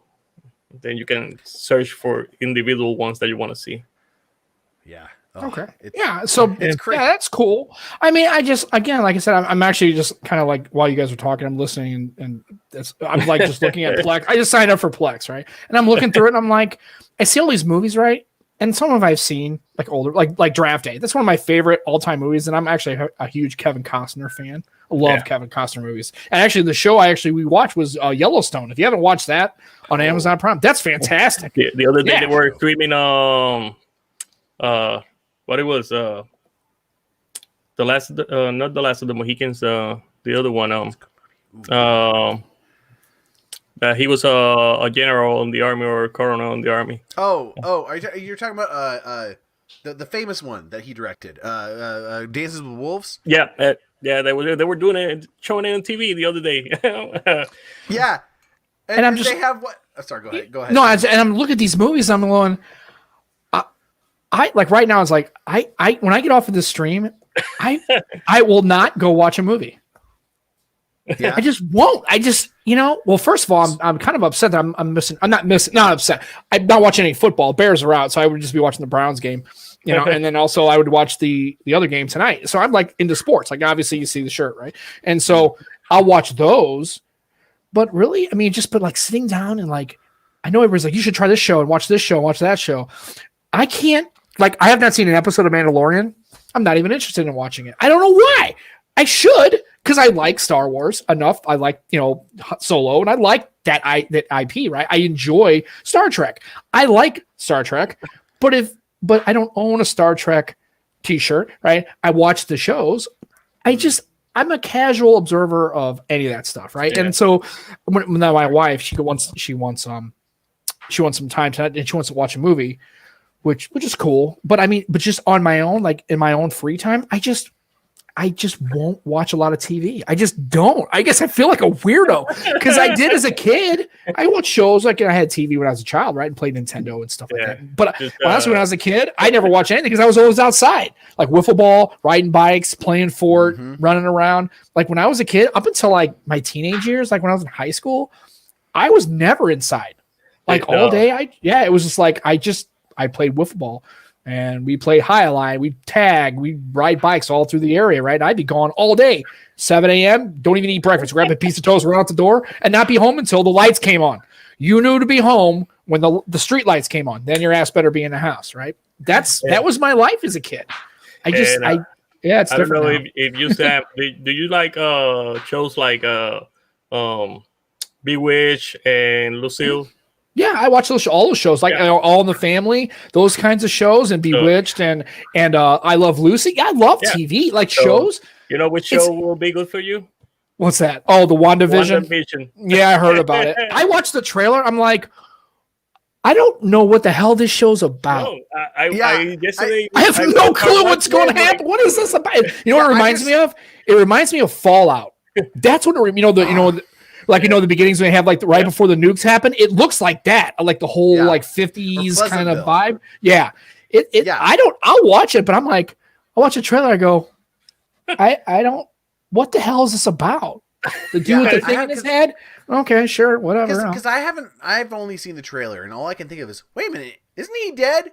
And, that's all I can think of. I was like, okay, so I'm assuming there's some sort of prequel, whatever. But it's like, for me, it's like, back onto the idea of like, you don't just watch shows. Like, there are certain shows I'll watch, like with certain people, and just because I'm loyal to watching it. But that list of shows has shrunk a lot for me, and it's harder, And I think a lot of it also is just the saturation of media that we have.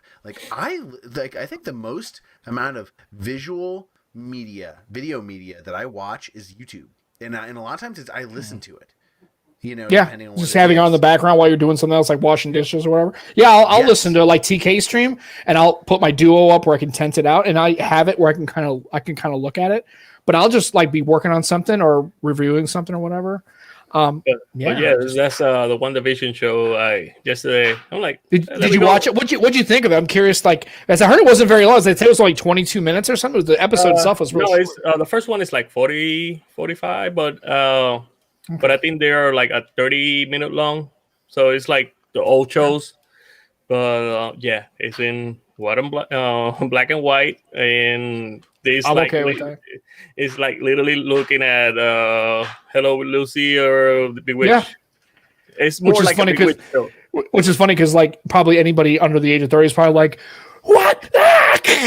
Stab their eyeballs out. They're like, what is this black and white? We have 4K HDR color. It's like, no, man. When I was a kid, my first TV was black and white. It had old UHF, right?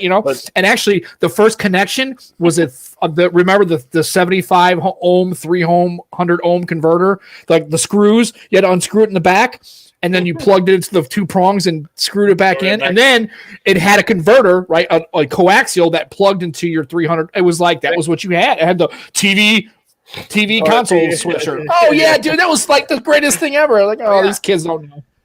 I remember we had the wood panel like oh yeah, version. But then console. They call them console TVs back in the day. We had those upstairs. We had that upstairs. And then downstairs we had a TV where you'd turn it on and it would go. Psh, it was just static until you literally hit it with your fist on the side of the television. You had to kick it. My dad used to kick it. They kicked the side. Boom. Yeah, and it worked. Like it was just like a Millennium Falcon thing. Like where just turn it on, he hits it, and it works. The funny thing is that those console type of TVs, they were like 35-inch TVs, but only a 12-inch screen. Right. Well, it's because my buddy had the TV, and inside the other half of the cabinet was like a phonograph. Right, it was like a turntable. It had like speakers. Remember the old wooden with like the funky fabricy mesh speaker cover thing, and then they also weighed 1.5 billion pounds. Oh. Good luck picking one of those things up. You had to have somebody move your console TV, dude. If it was that whole thing like Rolando's talking about, that whole dude, it weighed easily 300 pounds. It's like I was like, holy shit, we can't pick this up. Thursday I was in the stream with Juan and TK, and it was in the chat, and I said, bring CRT back, because we were talking about flat screens, LG monitors. I said, bring CRT back, and then they used to talk about TVs and how they have progressed through the years and how slim and lightweight they are. I'm like, dude, I own a 24-inch Sony Bravia that used to weigh like 85 pounds. Yeah, those things were massive. Oh shoot! Was my my parents just replaced one of their flat panel TVs they had, which was an old, like over 10 years old flat panel that was from Philips. That thing weighs a ton. Yeah, is it plasma? Remember that was a big thing. The plasma TV. This wasn't plasma, because those things weighed a ton too. Yeah. My Bravia TV was for plasma. Oh yeah, well, in this one I think it was like 720p, but it's huge. And the ironic thing now is that because it's huge, it has slightly better speakers for a flat panel TV. But so we ended up giving it to my sister and my brother-in-law, and they got like because it was mounted on a wall, so of course the stand's been gone for a decade, and they got one for about $30 on Amazon. They have it in their kitchen right now, and it's ludicrous how big that thing is, but it still works. It still works. You know, like what was it? The TV that my dad bought recently. It was a Vizio. He had it for a week and a half, and it had the black screen of death where the backlight just went out on it. That's all I've had is Vizios. That's all I have. I've had nothing but success with those TVs. I've never had a TV fail. Really? Yeah, like for the most part, the Insignia one that had the black screen of the LEDs went down on the back panel, and I tried to fix it. I opened it, I changed the LED, and it was one of those converters that is attached to it, and it just literally blew the other one, and so I just let me just throw it away. Yeah, that's all you do. That's all you do now. I mean, nobody. I remember my buddy's dad was a TV and radio repair person. Of course, it was that shop. It had like nothing but TV husk, right? It was like a graveyard of old televisions, right? And that was it. But I mean, you actually took it to an actual TV shop. They would actually repair your television, and you'd go pick it up. And I mean, it's like nowadays, it's like, all right, well, the converter goes on your TV. Just go over to Walmart. You look for an LG or a Vizio or a Samsung, buy it. It's like maybe you might get a sale. You get a 40-inch TV for like $300. Just buy it, throw it in the car, mount it up. Best Buy had the Insignia TVs in December, 65-inch for like $175. They're stealing them. Oh, it's just like stealing that sale. Yeah, I was like, and I remember when I bought my Sony Bravia, I actually took kind of like a loan, like it was a payment program from where I bought it. It was like $1,300 for a 24-inch TV flat screen plasma. Oh yeah, it was crazy. And now a 65-inch TV you can buy for $175. Yeah. Oh shoot! Sorry. Go ahead, Sam. No, I was gonna say, yeah, just to watch. I mean, I've seen TVs when they first had OLED TVs or whatever. They're like $13,000. I remember going to I can't remember the name of the shop. It was kind of like a Best Buy. It wasn't Circuit City. It was something like that. And I walked in, and it was like, no, it was like a local St. Louis like electronic place. I want to say like Hi-Fi Faux Fum, and Andrew may know what I'm talking about. If you remember Hi-Fi Faux Fum. I've heard of them, but it's vague from Oh, it was the greatest. Like, if you were an audio person, that was like the place to go. To like, you had clip speakers, and it was like a high end boutique kind of audio play. Oh, dude, this place, it was right in South County and South St. Louis County, like kind of. Anyway, so I went in there. I remember seeing like they had a demo of this like TV, and then like I saw the price first. I was like, that's a 1-3 with 3 more zeros behind it, and that's not a decimal point. There's 2 more decimal zeros behind it. That's $13,000. And the guy's like, "Yeah, but look at the picture." And I remember looking at it and going, and this time I had like a rear projection TV, and it just seemed that TV was like, it was like looking at like people. It was like me looking at the sales dude. It was so crisp and clear. But I was thinking. And they were like $13,000. And actually, I said, "You didn't sell one?" He's like, "Yeah, actually, a guy just bought one a couple hours ago." I was like, can you imagine dropping $13,000 on a TV? I don't even think any TV now is $13,000. Like, I think of like the highest end, like LG or Samsung OLED Probably liquid flat. it should be somewhere up there close to. I can't imagine any TV right now is $13,000 at like a consumer level. So let's think of it a different way. Can you imagine dropping over $2K on a phone? Yeah, because it's kind of like so in some of that way, it's kind of like how a lot of that technology that was coming out was, it's just that it hadn't been out long enough for the price and production to have the price go down. And I'm wondering, and it's kind of a similar thing with phones now, like foldables and dual screen devices that have that integrated in, and they're basically putting in the R&D cost into the price a lot of times, and it hasn't gone down yet. And so it's something that's interesting how it's always going to be the case that eventually the prices are going to go down.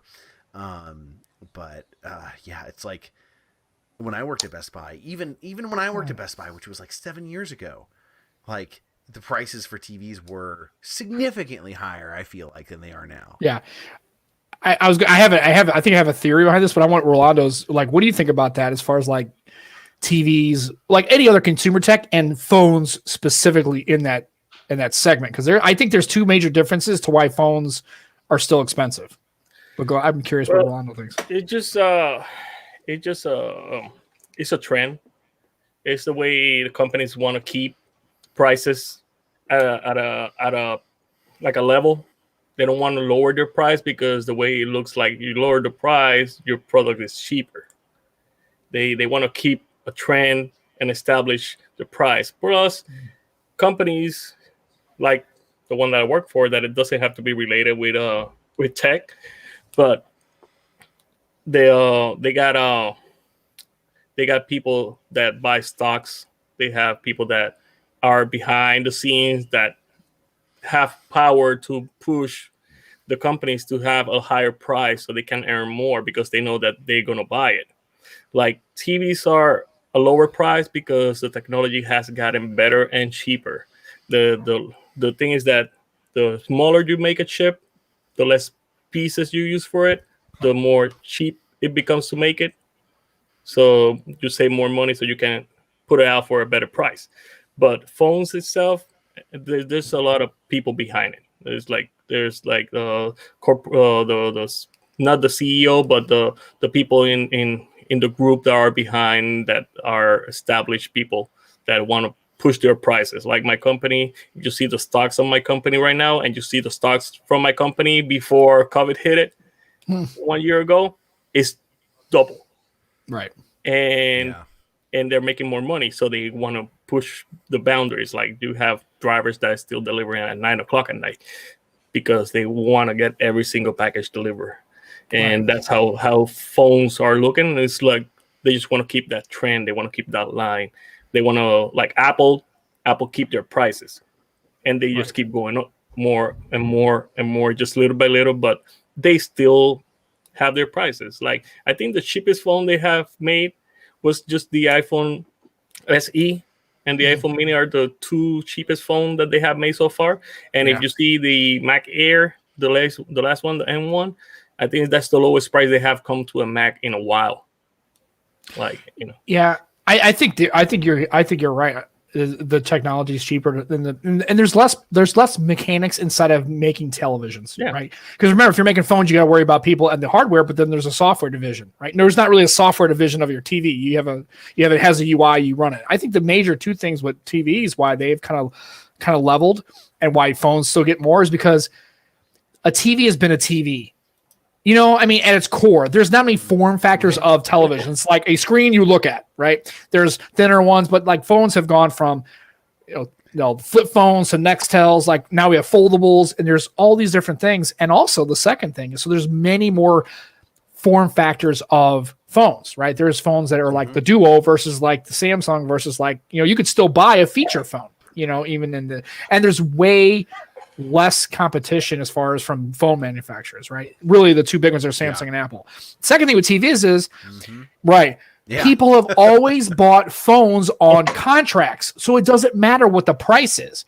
Who is going to the store, right? When you go to the store and you have to replace a television that's $400, are you going to basically get an upgraded? You don't upgrade your TV by taking your old TV into a TV store and give them the old TV and they give you the S21 TV. No, you just buy the new TV, right? With money. You don't finance televisions. You just take $1,000 or $800 or whatever. And there's also extraordinary amounts of segment pricing, right? There's Insignia, TCL, LG, Samsung, Sony, right? You can go all the way from you can go buy a TV right now that's a 20-inch TV for $100, $90, right? Actually, a TCL. now that you're saying that about TVs, Linus made a video 6 months ago. And I remember he went to the Insignia or Vizio factory, and they were talking why bigger TVs are cheaper than smaller TVs. Like my 32-inch Samsung cost me close to $500, while I was telling Andrew you can buy a 65 for $175. Right. And it's because they're making the glass panels a normal size for everything. Like they made a 110 inches panel, and they can split that in two 65-inch TVs, that panel, while if they're going to build a 32, they can do only 3, and the other thing, they can just throw it away. They can't use it. It's unusable because they can't make a TV 12 inches size because that doesn't sell anymore. So the bigger they are, the less space they have to throw away. So that's why it's cheaper. They only make a cut. And all about efficiencies. Yeah, and so that's what I'm saying is nobody takes their TV in and you don't upgrade your TV. If you do, you take the TV and you move it out of your main room, and somebody else you hand it to somebody else. You keep it in another spare room. It's your guest room TV, right? And then you buy a new TV. Right, but nobody does phones like that. That's what I'm saying. And then also phones are changing radically. That's why they can charge you $2,000 for a fold too, just because it's such a radical departure, and people will pay the cost just to have the cool, awesome, foldable, kick-ass phone, right? And that's what they're going to do. So I think that's the reason why TVs have kind of homogenized. If phones never changed, if it was just this was the only phone you ever had, and that's the way they all looked, and everybody had the same thing, I think you'd see a little bit more of a flattening of that curve. Is the other thing is that average consumer buy average phones. So if you see Kim Kardashian with this phone, and you follow her, and she has the coolest phone ever. You want to buy the coolest phone ever. It doesn't matter how much it costs. So companies know that you're going to pay as much money as they ask you for. Because these people, that is Kim Kardashian, has this phone. And you want to buy it. You want to imitate her. But a person like, I had a coworker that asked me about the iPhone SE 2020. Because he bought that phone for his wife. And I told him, perfect. You only need a phone to make a phone call. You don't need bigger things. Is only a regular phone. That's perfect. Yeah. I wanted to comment also, Sam, excellent choice of case. UAG is awesome. This is this is honestly what I rocked on my Mate 9. This is the reason why I have absolutely made a phone purchasing decision because they didn't have a UAG case. I know it's terrible, isn't it? Really? I know, because I was just like, I couldn't believe it. They actually found it. They actually made a case for the Mate 30.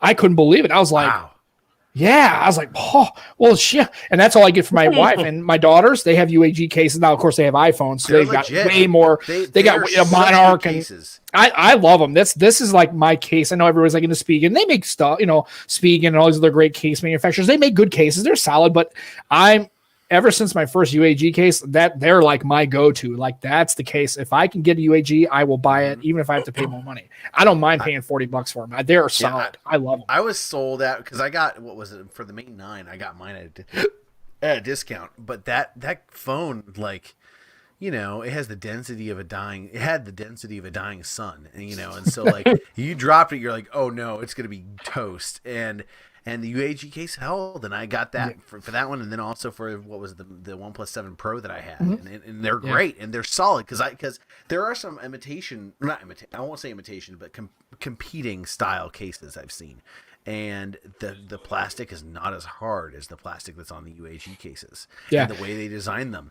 And the buttons are always nice and clicky. They're nice and segregated. I mean, it's really easy. I mean, like I said, they're my go-to, and I've seen my daughter drop their phones, throw them.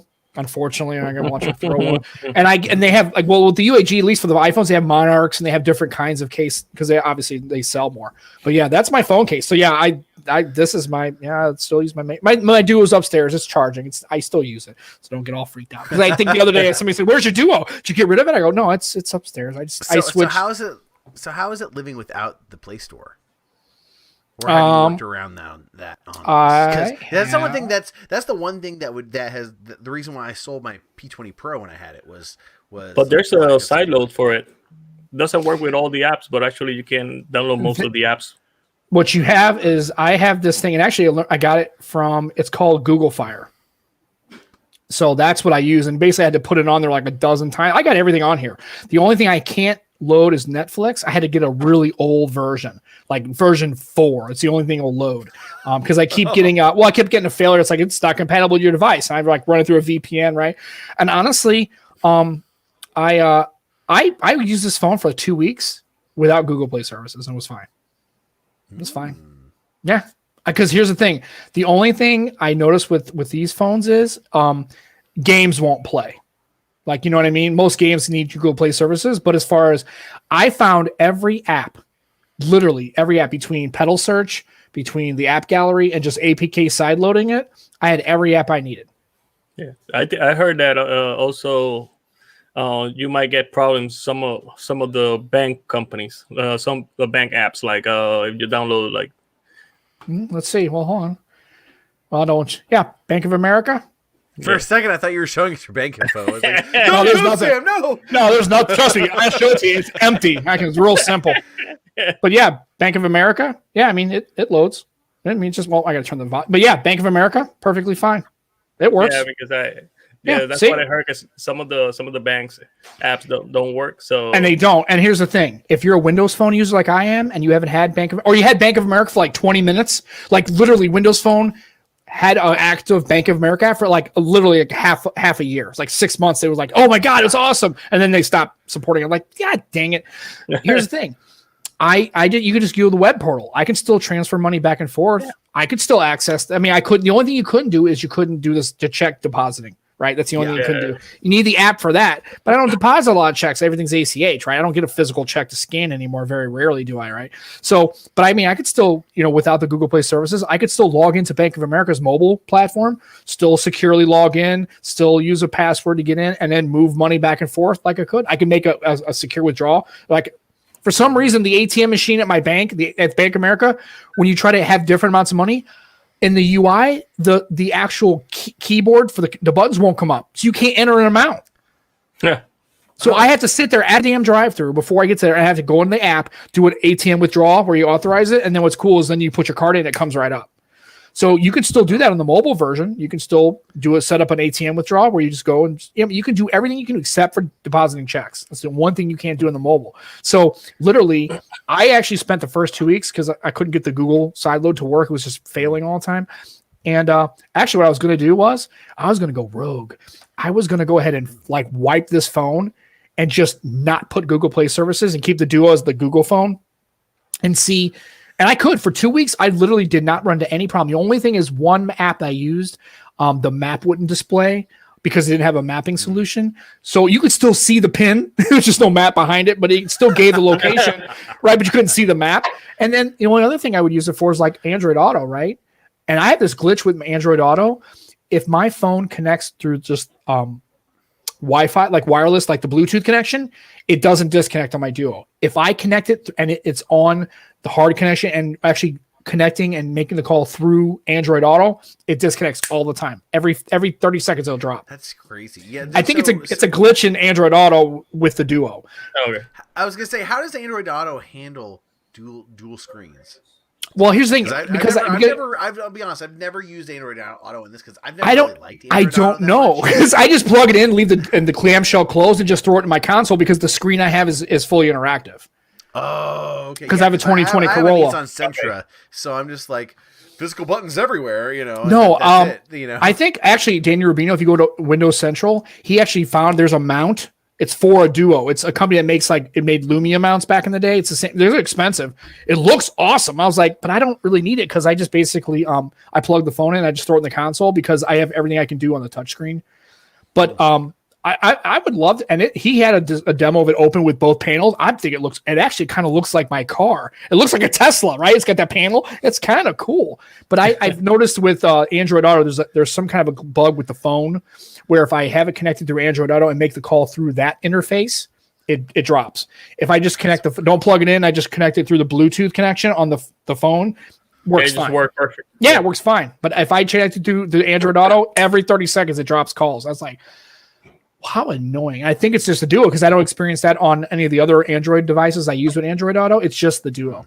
So it must be something with that. Have you tried it with, do you still have the G8X in your household? No, I don't. My friend, she had an old S6 at Bought the Farm. And so I was like, here, I got this G8X. And she uses it and she loves the thing. And her husband is using my mom's old G8. So I don't have, the only phones I have in the house right now is, okay. Well, my wife saw a ball. I have the Duo. My Android phones are a Duo, the Mate 30, and my U12 Plus. I still have my U12. I still have Lumia 1520 and a 950. So I still use those. Oh, yeah. Hold on to the 1520 for sure. Oh, I'm never getting rid of that. 950, not so much. But no, you know why I love the 950? Windows Hello. It still works perfectly. Okay. Yeah, and in the days before, like when Face unlocks the thing, like that was a thing in 2015. And you know what's cool about Android Windows Hello? You can use it with the mask because it's iris scan. The thing about the 950 though is you're capturing basically. So you've got the height of Windows Phone, and then you've got the gut wrenching demise of Windows Phone as well. It's still both. You don't have the XL. You don't have the 950 XL, which is like the pinnacle of right. Well, not even pinnacle, but just the. It's like if the Titanic is the bottom of the ocean, it's like the layer of muck under the Titanic. Actually, there's a better phone than the 950 XL, and you don't probably remember. It was the HP Elite X3. Yes. Oh, so funny story about that. Actually, I have. So I went to Dallas a few years, probably years ago. Whenever that phone, it had been out for a little while, but I went to a Microsoft store and they had everyone was like the Xbox One had come out and everyone's like, ooh, they have their store people are all guarding this stuff, and I go over to the corner with the Windows Phone. They have that HP phone up on display. No one is guarding that phone. No, they don't care. They don't even know what it is. And they're just like, oh, I'll just pick it up and use it. And I'm like, okay. And they're just like, okay, whatever, bye. And then all of them go back towards the Xboxes and laptops to guard all that stuff. And I'm all like, the surfaces at the front of the store, and they wouldn't care. Yeah, it wouldn't matter. But yeah, that was actually the most technically advanced Windows Phone was the Elite X3. Had the most RAM, biggest screen. The camera was terrible. But it was cool because it came with a hard dock for Continuum. It was a sweet. It had Salesforce built into it. So if you're coming to use Salesforce, it was built in sweet. It was really cool. I wish I had my. Design was great. Yeah, I liked it. The design on that was great. I know for banging old and B&O speakers on the front, they weren't very good. I'm like, God, these things suck, man. So, but that was it was. But my 1520, no, I'm keeping that forever. That's my baby. I love that phone. So question to the. Sorry, go ahead, Rolando. No, I was go ahead. I'm going to ask a question. I don't know if Sam was able to see something on CES, but I was going to ask you. But yeah, go ahead first. Oh, well, well, then I was going to ask you guys, what are the mobile devices for you that you're most nostalgic about? I'd say pre 2015. Well, I think the 1520, I think it's 2014, so that counts. That one and my original HT1 M7. I still, to this day, that's like my favorite phone, almost my favorite phone of all time. And the M8, because at one point I had an M8 for Windows and I had an M8 Android. I had both of those phones, and I think the size and the speakers and the actual way that phone felt, there has never been a phone that felt better holding it than that M8. I think the M8 was the best feeling phone I've ever used, as far as like the metal and the curvature and the size and those boom sound speakers. I would put those up against any phone that currently exists right now as far as output and sound quality. The M8 had the best sounding speakers of any phone by a mile back then. Even now, I would still, to this day in 2021, I would still rock an M8 just to listen to the speaker quality. That boom sound was awesome. Those are my two. The M7 M8 and the 1520 are my two. I love those. Nostalgic, and I'll never feel any differently. I'm thinking about what was that HTC that came on Sprint. I forgot the model. Wait, was it pre HTC One? No, it was before the HTC One. It was. So it was the. It was a Windows 4G phone. LTE. It was when the LTE was starting, and Because did it have the kickstand? No, it came two models. They literally just came like 2 weeks or months apart each other. It was a single screen, and then it came a dual screen. You have to not dual screen. You have to the keyboard was behind the screen. You have to flip it up, and it had a stand. How about it was the Evo 4G? Let me see. Let me search really quick. There's that phone, Desire. And there was the Desire, and the Shift. And then you had the Desire 2, and the first Desire had issues, and I returned it because it was overheating. It was literally overheating, and you grabbed the phone and it was hot, and the battery was just dying like really quick. And I turned it in, and then they had the Desire 2 that had a screen that you could flip it up and sit it like a kickstand, and you had a keyboard, and it had a stylus. Yeah, and it had a stylus. It was a. I'm furiously looking this up now. Yeah. Oh man, well I tell you, the one for me, as far as phones I personally owned, the 1M8 is probably the one I look the most nostalgically back on. But in terms of ones I didn't own, but when I worked at Best Buy, I came across a lot. The HTC One X was just great, except for the fact that the white version would pick up the color of whatever pants you had it in. Like if you had jeans, it would be blue within 2 months after you pulled it out. But like the screen was beautiful for the time. I loved the hardware design, and like it was weird though because it was aesthetically really nice how the screen was like raised off of the body, but it was also a real danger for drops. But oh god, that was just.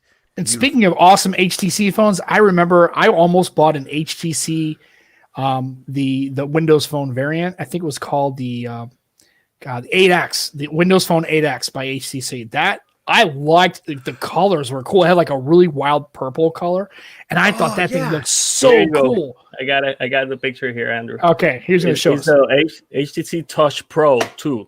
Oh, okay. Oh, yes. I remember that one. Okay, yeah. Oh. Let me see. If I see, I can get the picture. Because what's funny is we're talking about our favorite phones, and they're all HTCs. It was the best company on phones back then. It was. I almost they made the U20 Plus and the new Desire. I want to try to see if I can get one of them.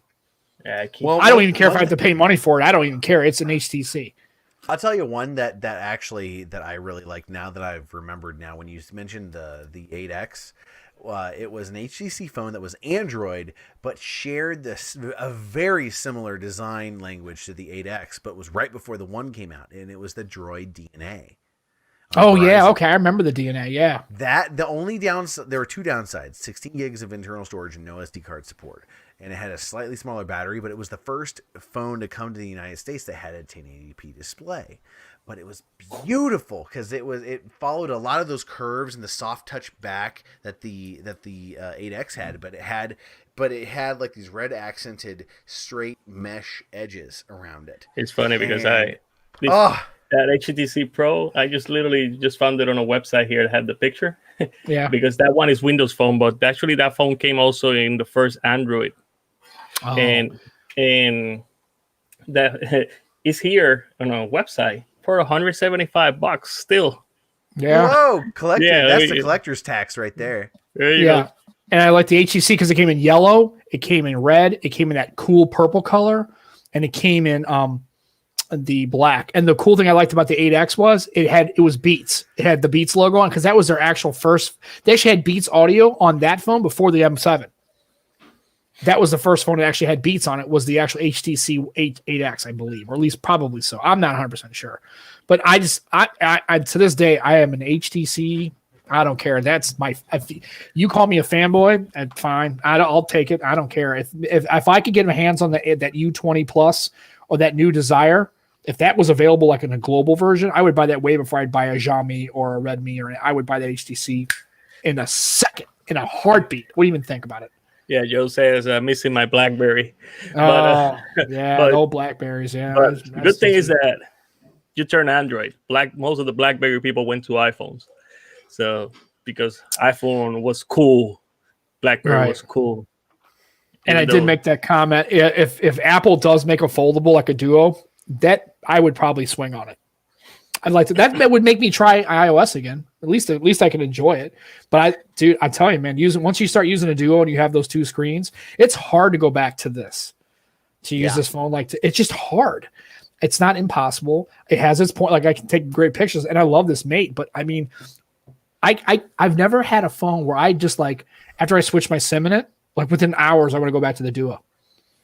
Yeah, it happens every time. It's crazy, man. I'm like, I don't even why dual screen life for the win. Yeah. Like even with LG, it's the same way.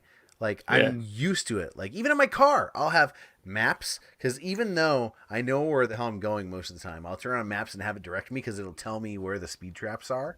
And then I'll have just drive the speed limit, trapper.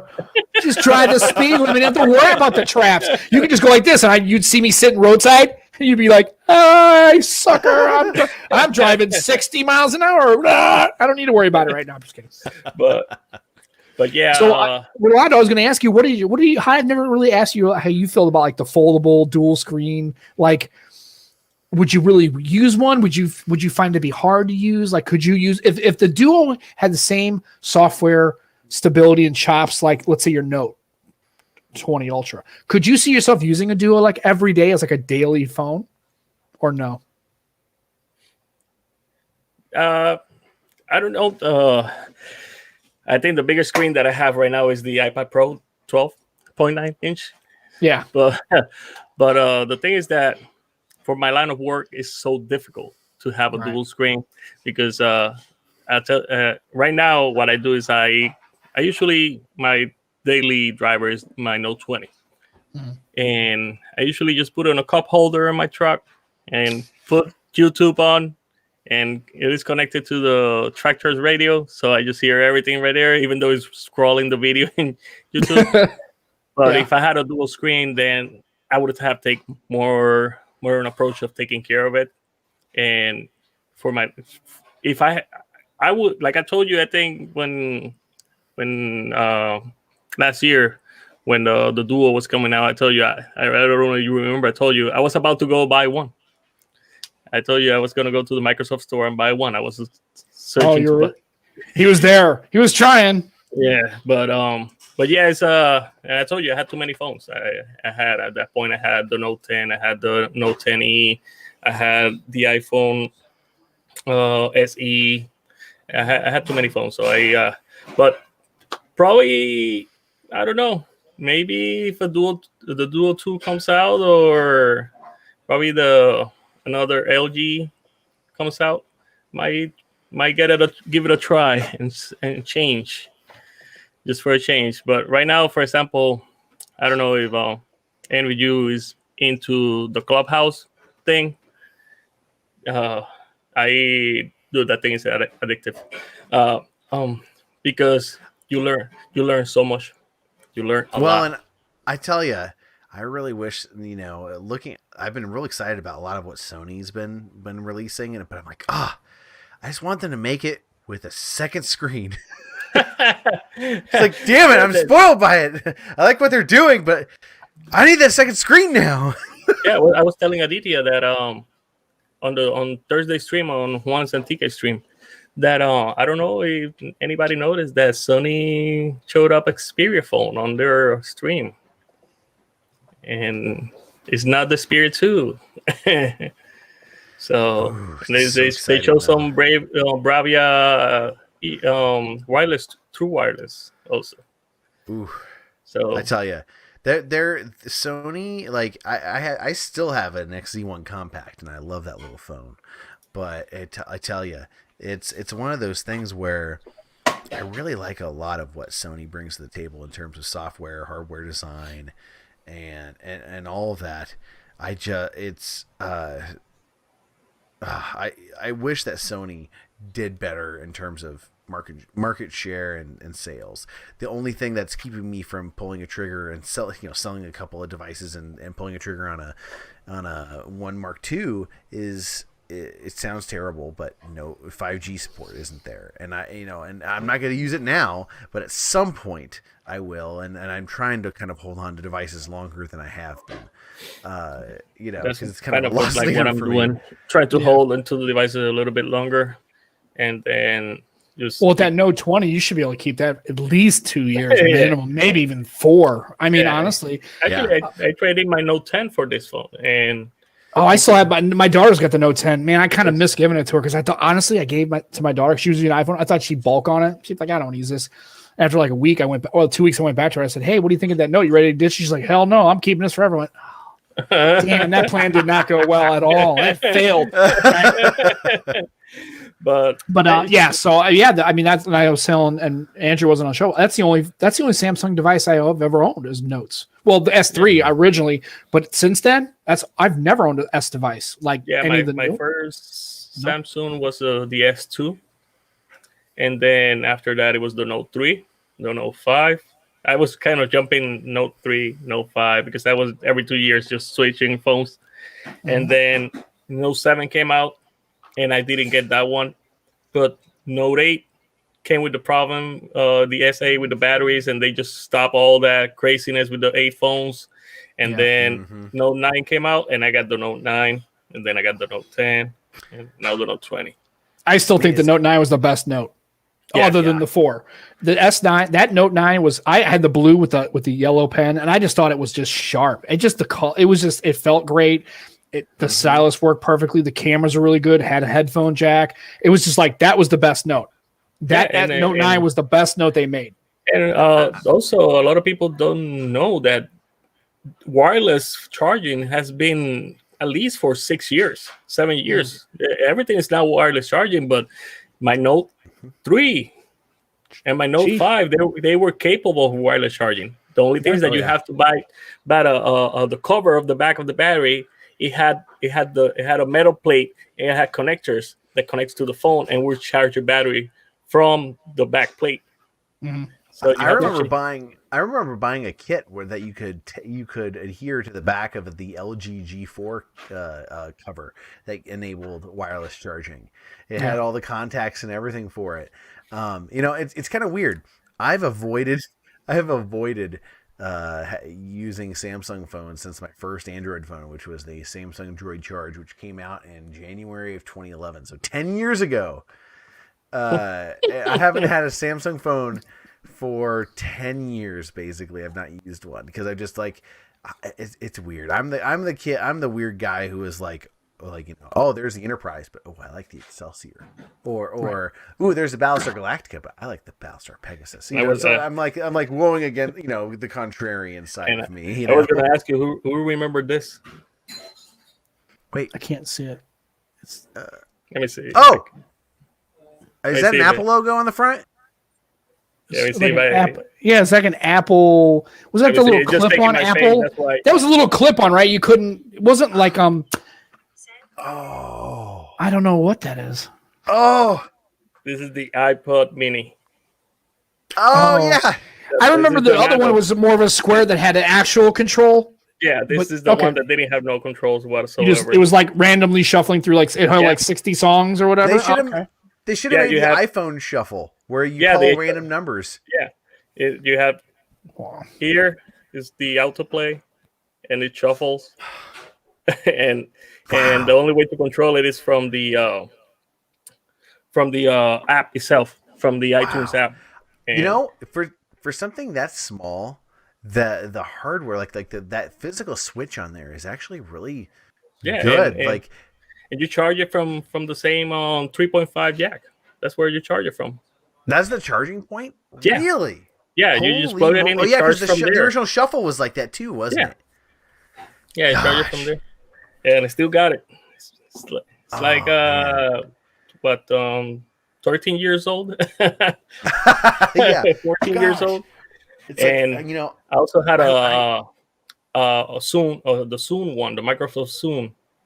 I have a buddy who had a Zune, and he 40 gigabytes.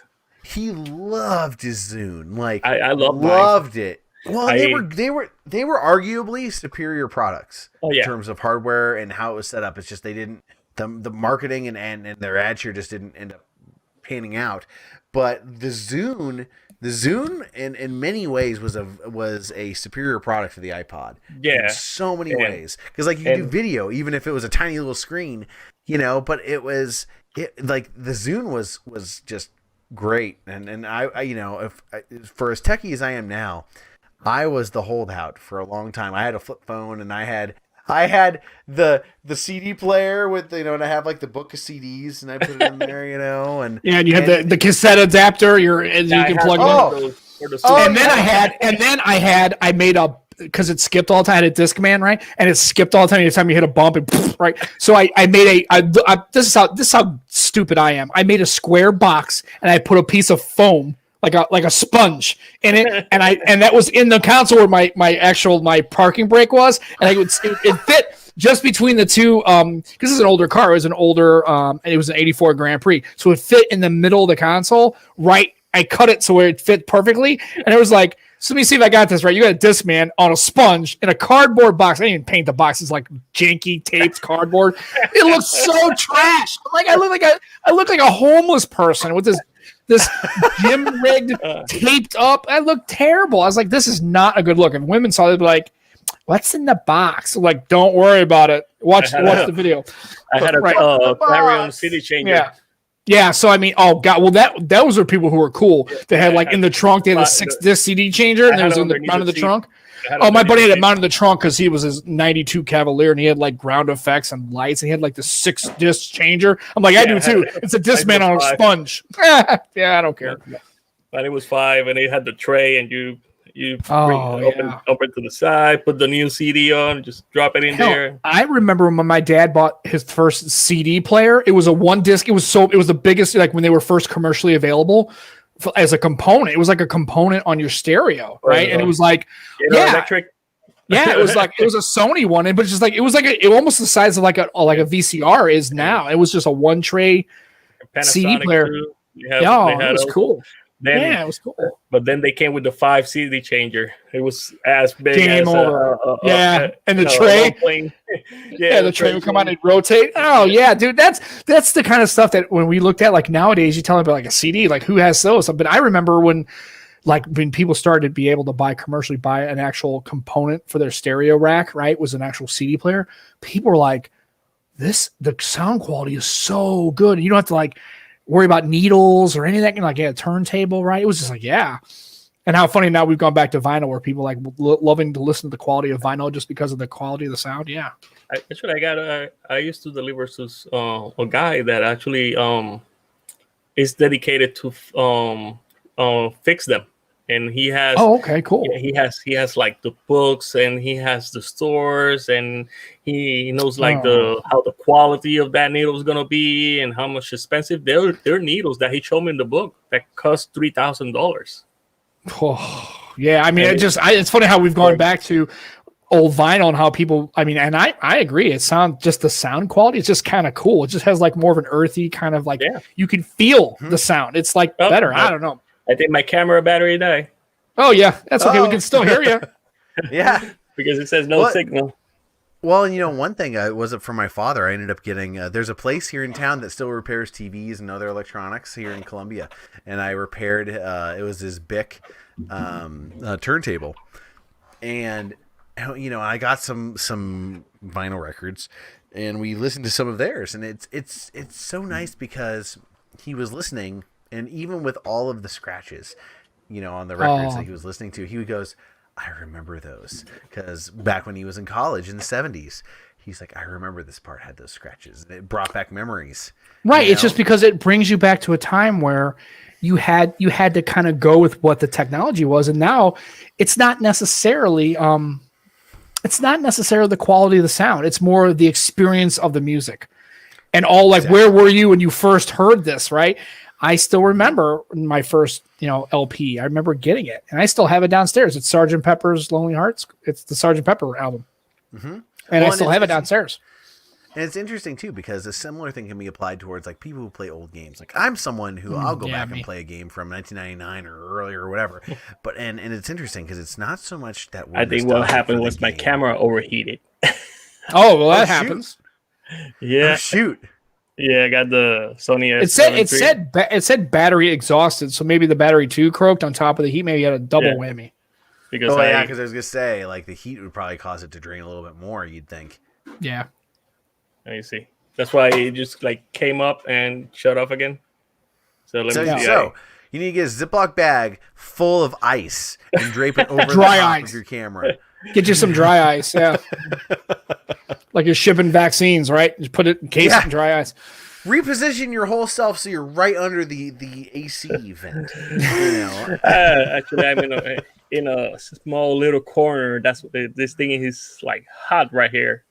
Oh. So, but actually, yeah. But like you said, with the old games, again, I still have it's downstairs. I still have my Intellivision, and I still play it. Yeah, I'll still hook it up and I will still play it. Well, I will still play my Atari. I have an old, I still have my Dreamcast. I'll whip that thing out. And here's the game that do you ever remember a game? It was on, I'm pretty sure it was on television. It was called Microsurgeon. That rings a bell for me. It was made by a company called iMagic. Kind of trying to see on my fear on my mind what it was. What I'm gonna do is I'm gonna do the. So look it up, and what it was it was kind of like, remember the Impossible Voyage, the movie where he shrinks it down, right? And they go in, and you basically you have a body. It's rudimentary, and you basically fly around. You throw aspirins, and you tears. You basically like fix this person's all jacked up, and it was harder, and you basically kept doing it until the person died. It was the coolest game ever back in there, and they never remade it ever in any other way. And I'm thinking, man, I would remake the hell, maybe not that game, but I would do that IP. Can you imagine how cool that would be on like a current gen platform? That would be good. Well, and for me, what was it back in the day? Like, so my first computer, but I didn't really console game computer was a hand-me-down Tandy TRS-80, and we. I remember those. Like Dungeons of Daggerath, where you had to type in swing sword. Yeah. And Zork was it Zork? Yeah. No, there was Dungeons of Daggerath for one, and we did. We might have had Zork too, but like it was one of those ones where like if your heart beat too fast and then you have a heart attack and die. Oh God. Yeah. But then after that we had the Sega Master System, which was like the competitor for the original NES. And that one, like, if you didn't have any game in, any cartridge in, it was just like a knockoff Duck Hunt. But like I remember one of the basketball games you had it was like Great Basketball or whatever it was. But you played as nationalities, like as different countries, because obviously they didn't have the rights for any NBA stuff. And so like it was so old that one of the playable teams was the Soviet Union. Oh yeah. And like you'd select it and they'd play a little tidbit of their national anthem, and I'm just like, oh shit, No, it was cool.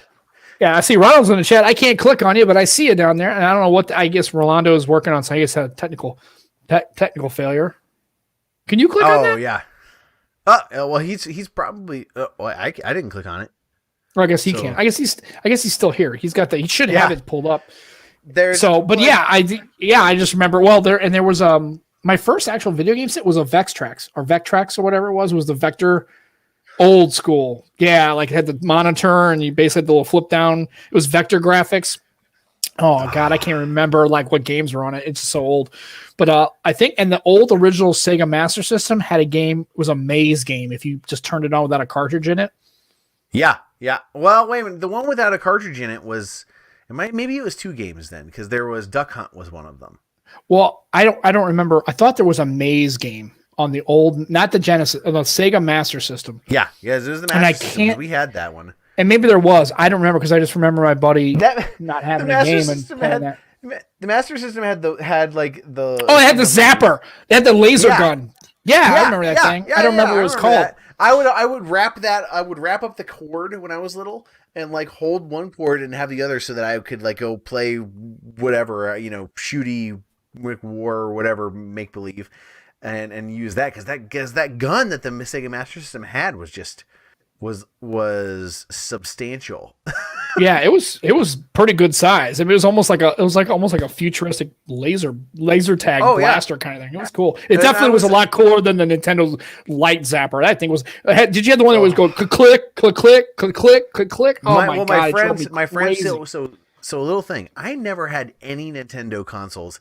I've never owned a Nintendo console in my life, even growing up. So anytime I played Nintendo, it was hey. Welcome back. But they playing Nintendo, I'd have to go to my friend's place to go and play Nintendo games. So I guess that more of that feeds into the maybe that's the. Matt's off to bed. Yeah, it's like 2 o'clock, 3 o'clock in the morning there. Oh well, yeah, it's almost 2:30. But yeah, so Andrew, have you heard about Clubhouse? Yeah, Clubhouse. Yeah, I have. I have not. I don't think I have. I have it installed. On my bank phone because I can't. I'd ask my boss. I'm like, can we actually install apps on here? He's like, yeah. Why? I'm like, because it's on my bank phone. He's like, no, it's cool as long as you can install it. It's fine. And I was like, yeah. So I installed it on my on my bank phone, and it's okay. I haven't participated in anything. I just listen to stuff because Yeah, but have you gotten into the Clubhouse and joined the rooms and stuff like that, or haven't gotten invited yet? Oh, I'm in, and I've been in some of the rooms. It was like Viper had some moderated rooms, and they were all talking about. I didn't obviously contribute or anything because everybody's just talking. It's kind of like just a big. I mean, it's kind of like a conference call is what it kind of reminds me of, where everybody just sits and talks. So but it's okay. I mean, I can see it has value, but I can also see people make complaints about it, where it's kind of like. I don't know. I mean, like I said, it's like how to, how to grow. You would get some value, Roland, because they talk about how to grow a YouTube channel, and me, I'm not all about growing anything, so I don't really care. It's interesting to listen to, but I don't know. That's okay. Yeah, that's fine. It's so many different people in there, but not only creators. You got my battery died again. Yeah, that means that it's actually overheating. Let me just shut it off and split to the side. Stay frosty. Go get it. We're here. Yeah. That's why. That's why I use the janky ass camera in this laptop because it doesn't overheat and I'm not that attractive anyway. So what are you missing? You're not missing much. Well, and it's like I use what was it, a 922 Logitech 922 Pro or No, I got my or Sony webcam. A7S III actually hooked up today, and to use it as a stream, but I don't have an extra battery. I only have one battery. That's the problem. Oh, well, that's. And, Well, like, you know I what? gotta, If you buy another battery, you could probably mark it off as a business expense. yeah, Sure. but You then know, it's I gotta plug it into the outlet because you can plug it into the outlet through USB-C, and it will charge the battery. But it's just I guess I have to give it a couple of minutes connected to be able to get like a 2% or 3%, so it doesn't drain it down again so fast. Oh. Well, yeah, actually, while you're waiting for it, you should take it out and put it in your freezer and frost it up a bit. But yeah, it's I was in the clubhouse. The good thing is that like yesterday I went to a room, and it was Viper was there, but it was Thunder E was there, Iwatong, who else was there? Saf was there, and then there was a couple people of marketing. There was one of the guys from Aperture Lighting was there. Then you had one of the guys that works Facebook marketing was there, and they were giving Andrew was not you, Andrew, the other Andrew. I was like, me? What? But they were giving the guys were giving inputs on how to approach media relations and how to talk to PR and what they expect from content creators, stuff like that. It's a good thing to like a learning curve to learn. The only bad thing is that it's only out on iOS, so I have to wait for somebody to invite me. I was lucky enough that one of my followers invited me. I was gonna say I got an info. I got two of them. I didn't know what to do with them because I don't know who else wants one. I don't really know. Like I said, I listened to it. Now, for a person like me, it's kind of okay. It's interesting to listen to, but I'm not trying to leverage our show on anything, right? And it's most about YouTube and content creation and PR and marketing. Like, I honestly don't think if Matt maybe I never talked to him about it, but if I were pushed by a company to do anything like product play, I wouldn't do it. Like, no, this is not that. I don't want to do any of that kind of stuff. I'm not looking to leverage this into any kind of like review. I don't want to review devices or anything else. I just want to do my own thing. What? Are you still? Jesus Christ. We are about to cut it off. We are at 2:25. Yeah, it's not long enough. I could be here all night, man. You know me. Yeah. Quantity of speech is not something I struggle to attain. Right. But but yeah, I kind of saw a message from Andrew now on another side. Okay. The private chat. Yeah. But I had 3 messages on the private chat, and it was when Andrew was trying to join in. But yeah, actually, I'm trying to compress as much as I can from CES because actually this year was my first CES, even though it was digital, and I'm surprised I was able to get in on CES with only 351 subscribers. Because they're all about metrics, but I gave them all my information, and they just literally allowed me to be part of it. And I would love to go to Vegas and see it in person and leave the life of a creator in Vegas on CES, running around like a maniac. But you know what I want to go to see? You know what I want to go to those trade shows and do? I want to go to those trade shows and like meet all these people, but be like, kind of like where like the like Comedy Central, right? Where you go up there and you have like these interviews and make them all weird and say a bunch of weird kind of crap. I wouldn't want to actually care about the tech. I would just be like, I want to be like just just interviewing people, like go up to Saf and go, hey, remember our podcast? Remember me? I'm across the podcast. We're live doing all sorts of we're doing the show live at CES. We're just like talking to people. I don't want to touch none of this bull crap. I could care less about the tech part. I just want to. I care about the people of the tech, not necessarily the tech itself. I like talking about it, but I also realize I don't know nothing about anything, right? I'm not a camera snob. I don't know much about like the stuff you were showing me with all the Plex and clap. I'm like, I don't know what any of that stuff is, right? I don't use any of that crap. So I don't talk intelligently about it. I'm almost like, I'd rather just be about the people at the show. Like if you were there, I'd want to talk to you and ask you what you have an opinion about, and go, oh yeah, okay, that's cool. And I want to kind of make it light and funny and kind of just light. I could care less about the actual and going of the tech. I just want to be there and experience the people. Andrew would love the on-rate experience just because Docker has so many options, and you can do so many things, so many apps. Like for example, you use OneDrive, Sam, for uploading your pictures, and you got an option there on Reg that is called Nextcloud. Nextcloud is an open source like Dropbox, but it's open source, and you can actually put it in an old computer. It doesn't have to be a server. You can put it on an old computer, and you can actually just need to put a DNS server connection to the IP, and it will just upload your pictures from your phone directly into whatever storage you have, and it's free. But your good thing is that, like you said, you're enjoying like 10 years of OneDrive availability. Yeah, it works great for me, but I love seeing those kind of like storage solutions, like all those. I think that's really awesome. And if you're a person that has an extensive music or video library, it's invaluable. But for me, I don't. And it's like I had 10,000 movies and I can watch anyone I want, but I want to watch none of them, right? I don't care. It's like I'd rather just watch the Blues game, or I'd rather watch sport or documentaries. That's the kind of stuff I liked. I would watch that stuff, like other than shows.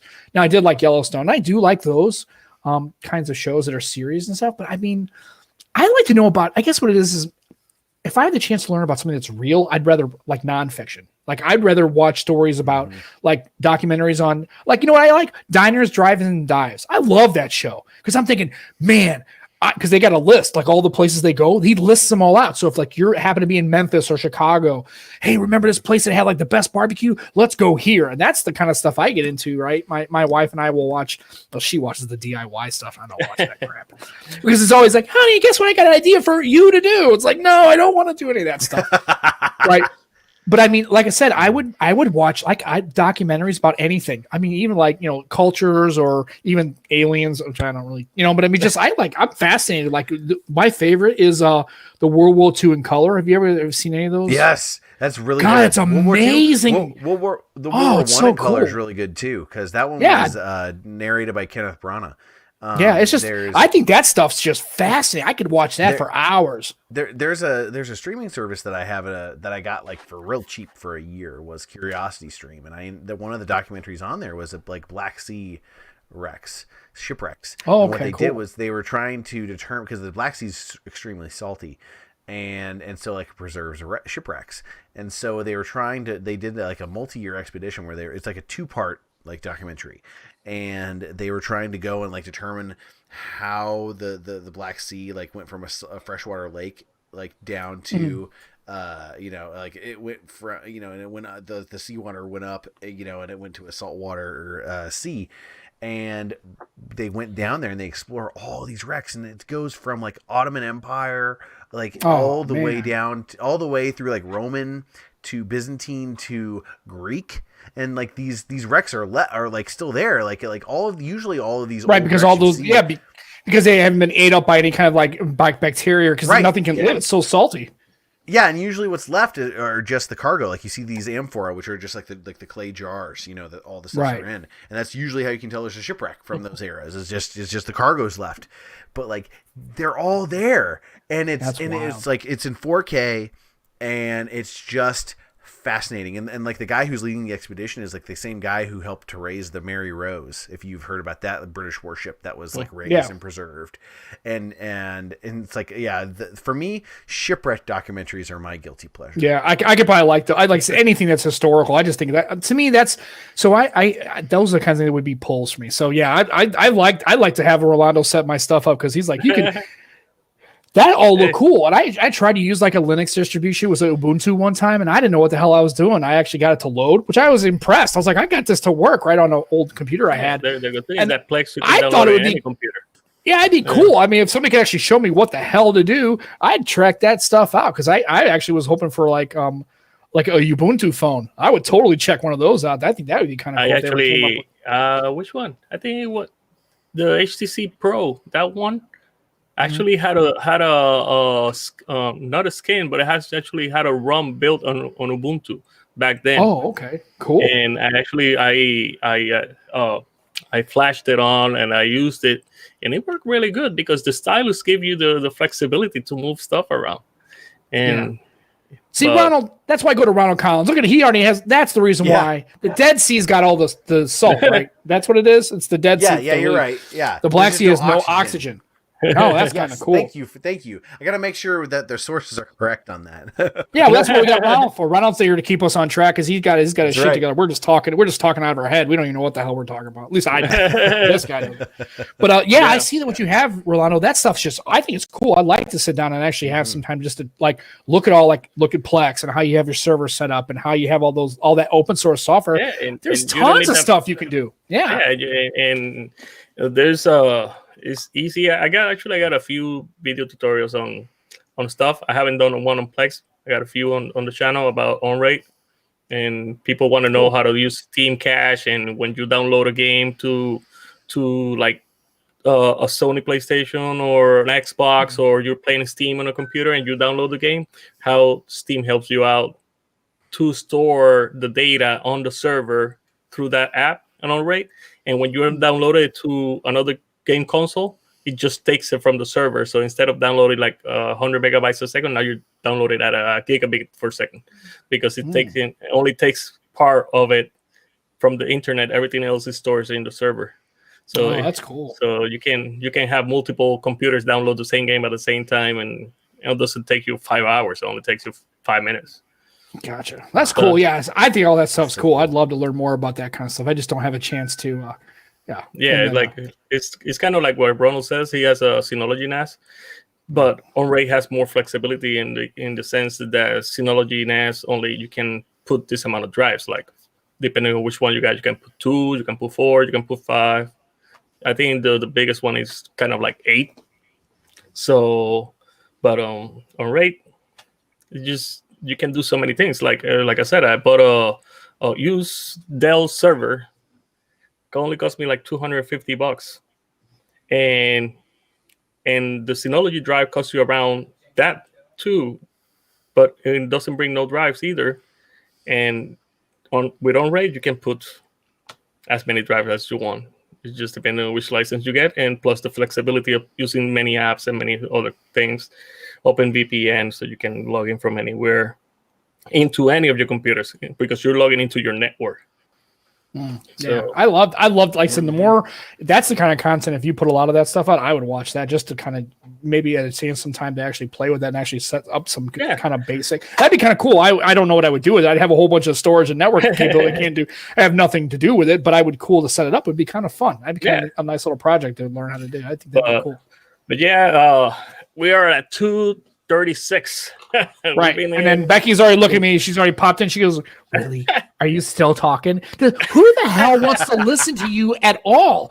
That's the thing that the whole part of my channel that she finds funny is, who the hell would listen to your bull crap for an hour and a half or 2 hours? Who wants to listen to you talk? I said, I have no clue. Apparently somebody. Apparently, who knows? So yeah, it's been awesome, man. Rolando, I really appreciate it. We didn't get a chance to do our show today, but dude, I'll do this anytime, man. I love just talking and just shooting the breeze and vibing. This stuff's cool. I'm just trying to figure out which date I can do it easier. If because you got Saturdays TKs, you got Sundays, and Juan got Mondays, and that's you could do Sunday nights because I know a lot of people do Sunday night. Like I know Zach and them do like 7 p.m. ish time, and I know you're in the Eastern time zone, so you could do like our show usually ends about 5 ish. Yeah, so I'm trying to figure out where to put it on.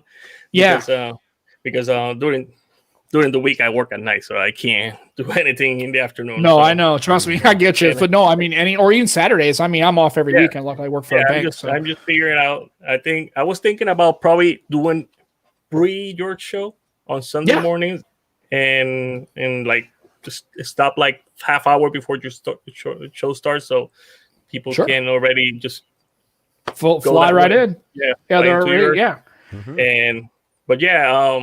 Andrew has to come back because he hasn't told his part of the story and how he started on tech. Not like you already did, Sam, in the morning, the beginning of the stream. You already talked about it. but Andrew has his part too to talk about it, how he started and stuff like that. To be continued. But, I'll have to figure out a fun way to say it because it's really boring. So my way of getting into How about tech is this? just- Andrew's going to tell me what it is, and I'm going to tell you what it is, so I can bring some flair to it.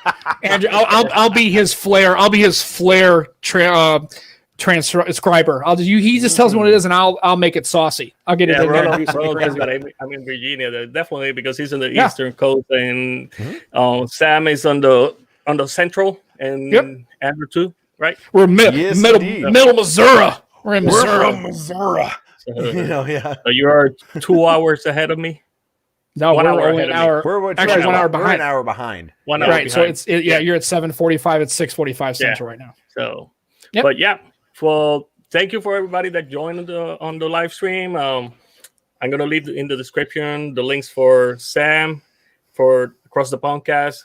Next Sunday, he has Josh Quinones on the podcast. So make sure Looking that forward you to it. tune in. It's gonna be awesome. It's gonna be fun.